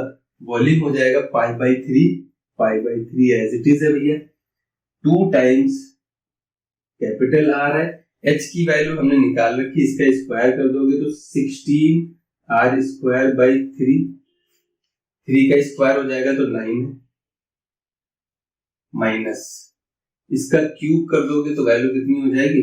64r³ अपॉन में 27। कोई दिक्कत है? इसको जब सॉल्व करोगे तो वैल्यू कितनी हो जाएगी? ये 32r³ हो जाएगा, अपॉन में 9 है। देखिए इसको जब आप सॉल्व करोगे तो ये 32r³ है, वॉल्यूम कितना आ रहा है? π/3। ये वैल्यू आ रही है 32r³ अपॉन में 9 माइनस 64r³ अपॉन में 27। अब इसका एलसीएम लेना पड़ेगा। एलसीएम कैसे लेंगे? एलसीएम के लिए इधर हम ये ले रहे हैं, एलसीएम हम इधर ले रहे हैं। देखिए यहाँ पे 3 की कमी, यहाँ पे 27 डिनोमिनेटर में अगर हम 3 से मल्टीप्लाई करा दे तो 27 हो जाएगा डिनोमिनेटर में। तो वॉल्यूम कितना आ जाएगा? π/3, 27 आ जाएगा नीचे। ऊपर देखिए यहाँ पे 3 से मल्टीप्लाई करा देना है तो 6 और 9 हो जाएगा। देखिए 6 और 9 हो जाएगा, माइनस का कितना है? 64 है, और यहाँ पे कितना है? r³ बाहर आ गया। इसको जब आप सब्ट्रैक्ट करोगे कितना बचेगा? 2 बचेगा, और यहाँ पे 3 बचेगा, अपॉन में 27 है, इंटू में π/3 है, और इंटू में r³ है। अब जो प्रूफ करना था 8/27 अलग करना है, तो 8 इससे अलग करोगे, इससे 8 अलग कर लो, और अपॉन पर 27 अलग कर लो। 8 अलग हो जाएगा तो कितना बचेगा? 4, ये 3 बचेगा, और पाई है और r³ है। यही होता है वॉल्यूम ऑफ स्फीयर का। भाई इससे 8 × 4, 8 अलग कर लिया, 4 बचेगा। यहाँ पे 27 था, 27 पूरा चाहिए था, तो ये 3 अंदर चला जाएगा, 4/3 पाई r³, और यही वॉल्यूम होता है स्फीयर का। यानी 8/27 टाइम्स ये वॉल्यूम ऑफ स्फीयर है। देखिए क्वेश्चन किस तरीके से करना है, अप्रोच सही होनी चाहिए और मेथड सही होना चाहिए। मेथड मतलब कैलकुलेशन वगैरह जो आप अप्लाई कर रहे हैं, फॉर्मूला वगैरह अप्लाई कर रहे हैं, वो सही होनी चाहिए, बाकी आता है। अगर आप वो वाला अप्लाई करेंगे, यहाँ पे हमने h को रोका है, r हटाया है, अगर आप r को रोक के h हटाएंगे ना, थोड़ी कैलकुलेशन लेंदी हो जाएगी। आपका जो डबल डेरिवेटिव है ना, वो रूट में और बड़ा आएगा। तो उससे बचने के लिए मैंने थोड़ी सी कैलकुलेशन यहाँ पे कर ली एक्स्ट्रा स्टार्टिंग में, बाकी कैलकुलेशन हमारी इजी होगी। इस क्वेश्चन को 1, 2, 3 बार कम से कम प्रैक्टिस कर लीजिएगा। ये वाला इसके पहले वाला अच्छे क्वेश्चन है, वीडियो की लेंथ ज्यादा बड़ी ना हो, इसलिए हम इनको अच्छे क्वेश्चन उठाते हैं, उनको अच्छे से समझा देते हैं। बाकी आपको उस टाइप के क्वेश्चन प्रैक्टिस कर लेनी हो। लास्ट में हम 4-5 क्वेश्चन लिख देंगे, उनको आप अच्छे से लगा लीजिएगा, ठीक है। अगला क्वेश्चन देखते हैं। ये अच्छा क्वेश्चन है, एग्जाम में आया हुआ क्वेश्चन है, इस टाइप के भी क्वेश्चन पूछे जाते हैं। क्वेश्चन क्या है? 11, एक अपाचे हेलीकॉप्टर है जो एक दुश्मन का है, जो उड़ रहा है इस कर्व के पाथ पे। ये कर्व हमारा दे रखा है, ठीक है। एक सोल्जर को इस पॉइंट पे बिठाया गया है, ठीक है, जो अपने कोऑर्डिनेट होते हैं उस वजह समझ लो इस तरीके से। wants to shoot down the helicopter when it is nearest to him, find the nearest distance। Obviously बात है, जब हेलीकॉप्टर सबसे पास होगा तभी तो वो शूट करेगा।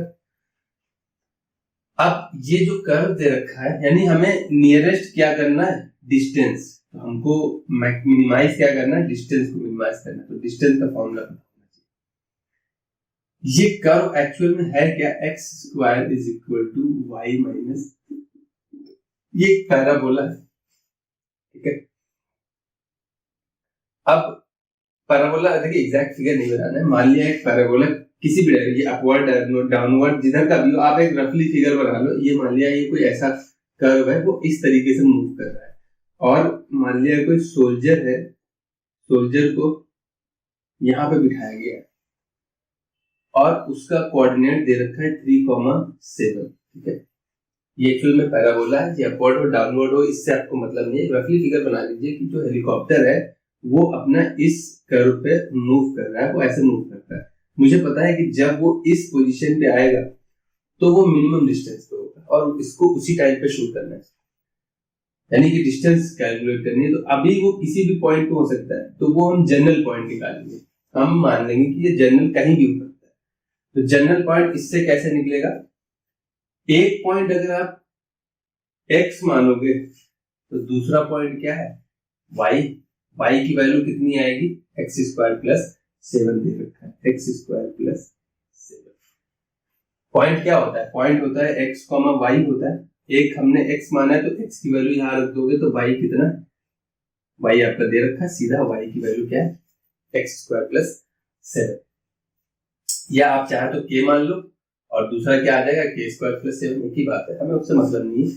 अब हमें इनके बीच की डिस्टेंस मेजर करनी है, ये तो डिस्टेंस का फॉर्मूला क्या होता है, अंडर रूट में x2 माइनस x1 का whole square plus y2 minus, तो एक हो जाएगा x माइनस 3 का whole square plus y2 minus y1 हो जाएगा तो x स्क्वायर प्लस 7 माइनस 7 का होल स्क्वायर, ठीक है।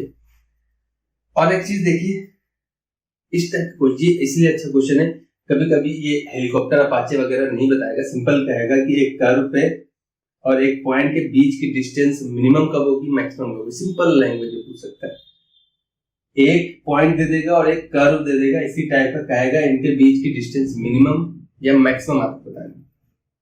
तो प्रोसेस वही है, एक जनरल पॉइंट मान लेना है आपको कर्व पे और उनके बीच की डिस्टेंस का फॉर्मूला अप्लाई कर देना।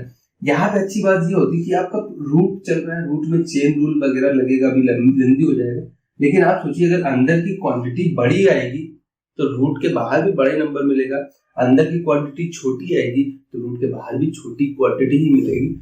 इस सिचुएशन में हम डी स्क्वायर निकाल ले रहे हैं, या ये समझ लीजिए कि डी हमने निकाला और हम अंदर की क्वांटिटी ही सिर्फ चेक कर ले, इस तरीके से ये समझ लीजिए कि हम सिर्फ इस क्वांटिटी पे फोकस क्यों ना करें। तो हमने मान लिया अब हमारा एफ एक्स क्या है, x माइनस 3 का होल स्क्वायर प्लस यहाँ 7 कैंसिल हो जाएगा, x की पावर 4। हमारा मेन फंक्शन ये है, अगर ये मैक्सिमम वैल्यू देगा तो मैक्सिमम मिलेगा और मिनिमम वैल्यू देगा तो मिनिमम मिलेगा। अब हमको वही काम अपना पुराना वाला f डैश x निकाल लीजिए, तो वो हो जाएगा, ये x स्क्वायर का क्या होता है 2x माइनस 3 और x का कितना हो जाएगा 1 प्लस यहाँ हो जाएगा 4x क्यूब।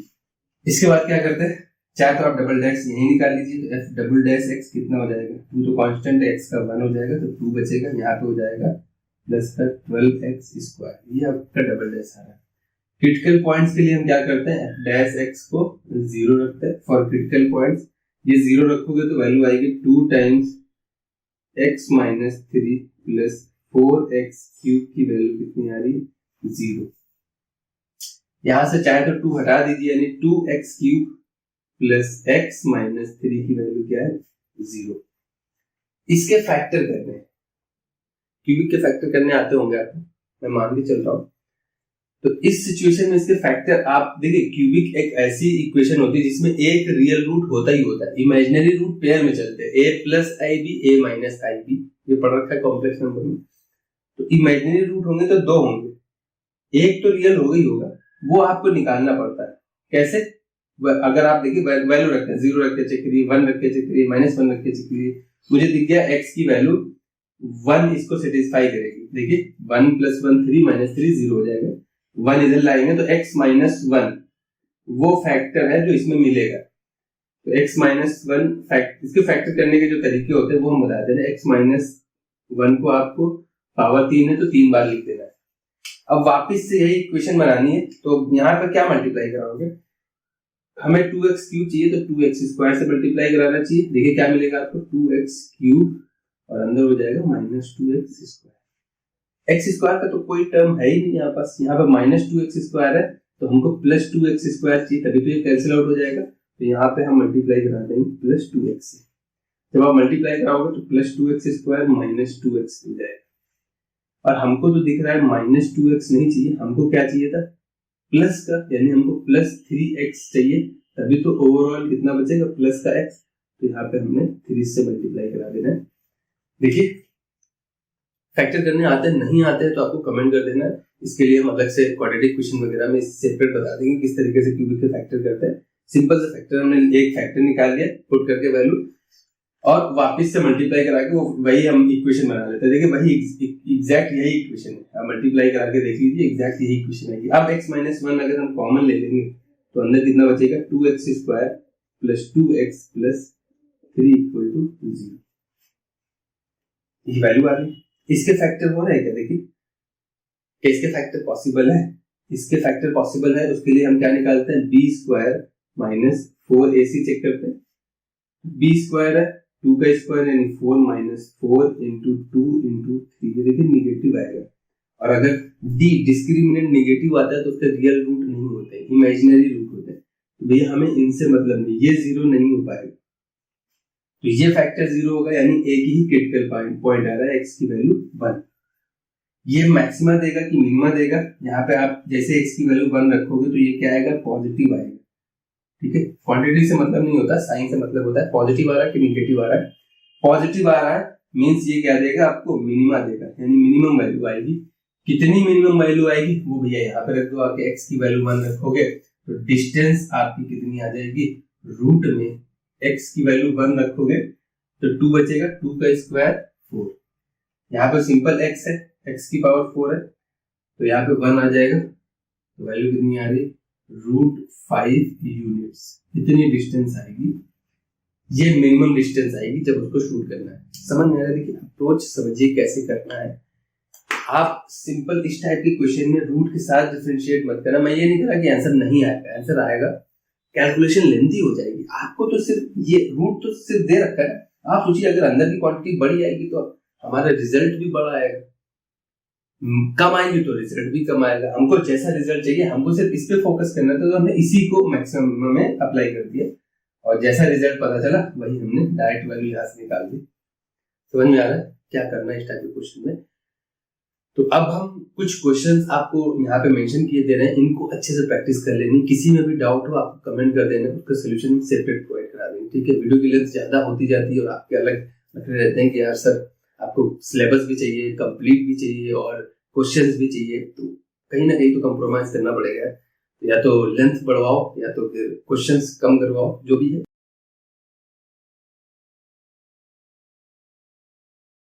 तो आज के लेक्चर में इतना रखते हैं यार, ठीक है। वीडियो अच्छी लगे तो लाइक शेयर जरूर करिएगा यार, काफी मेहनत लगती है लेक्चर को बनाने में और एडिट करवाने में, फिर अपलोड करवाने में। ठीक है, तो आपका सपोर्ट चाहिए। अच्छा लग रहा है तो लाइक करिए, नहीं तो डिसलाइक कर दीजिए, आप पे डिपेंड करता है।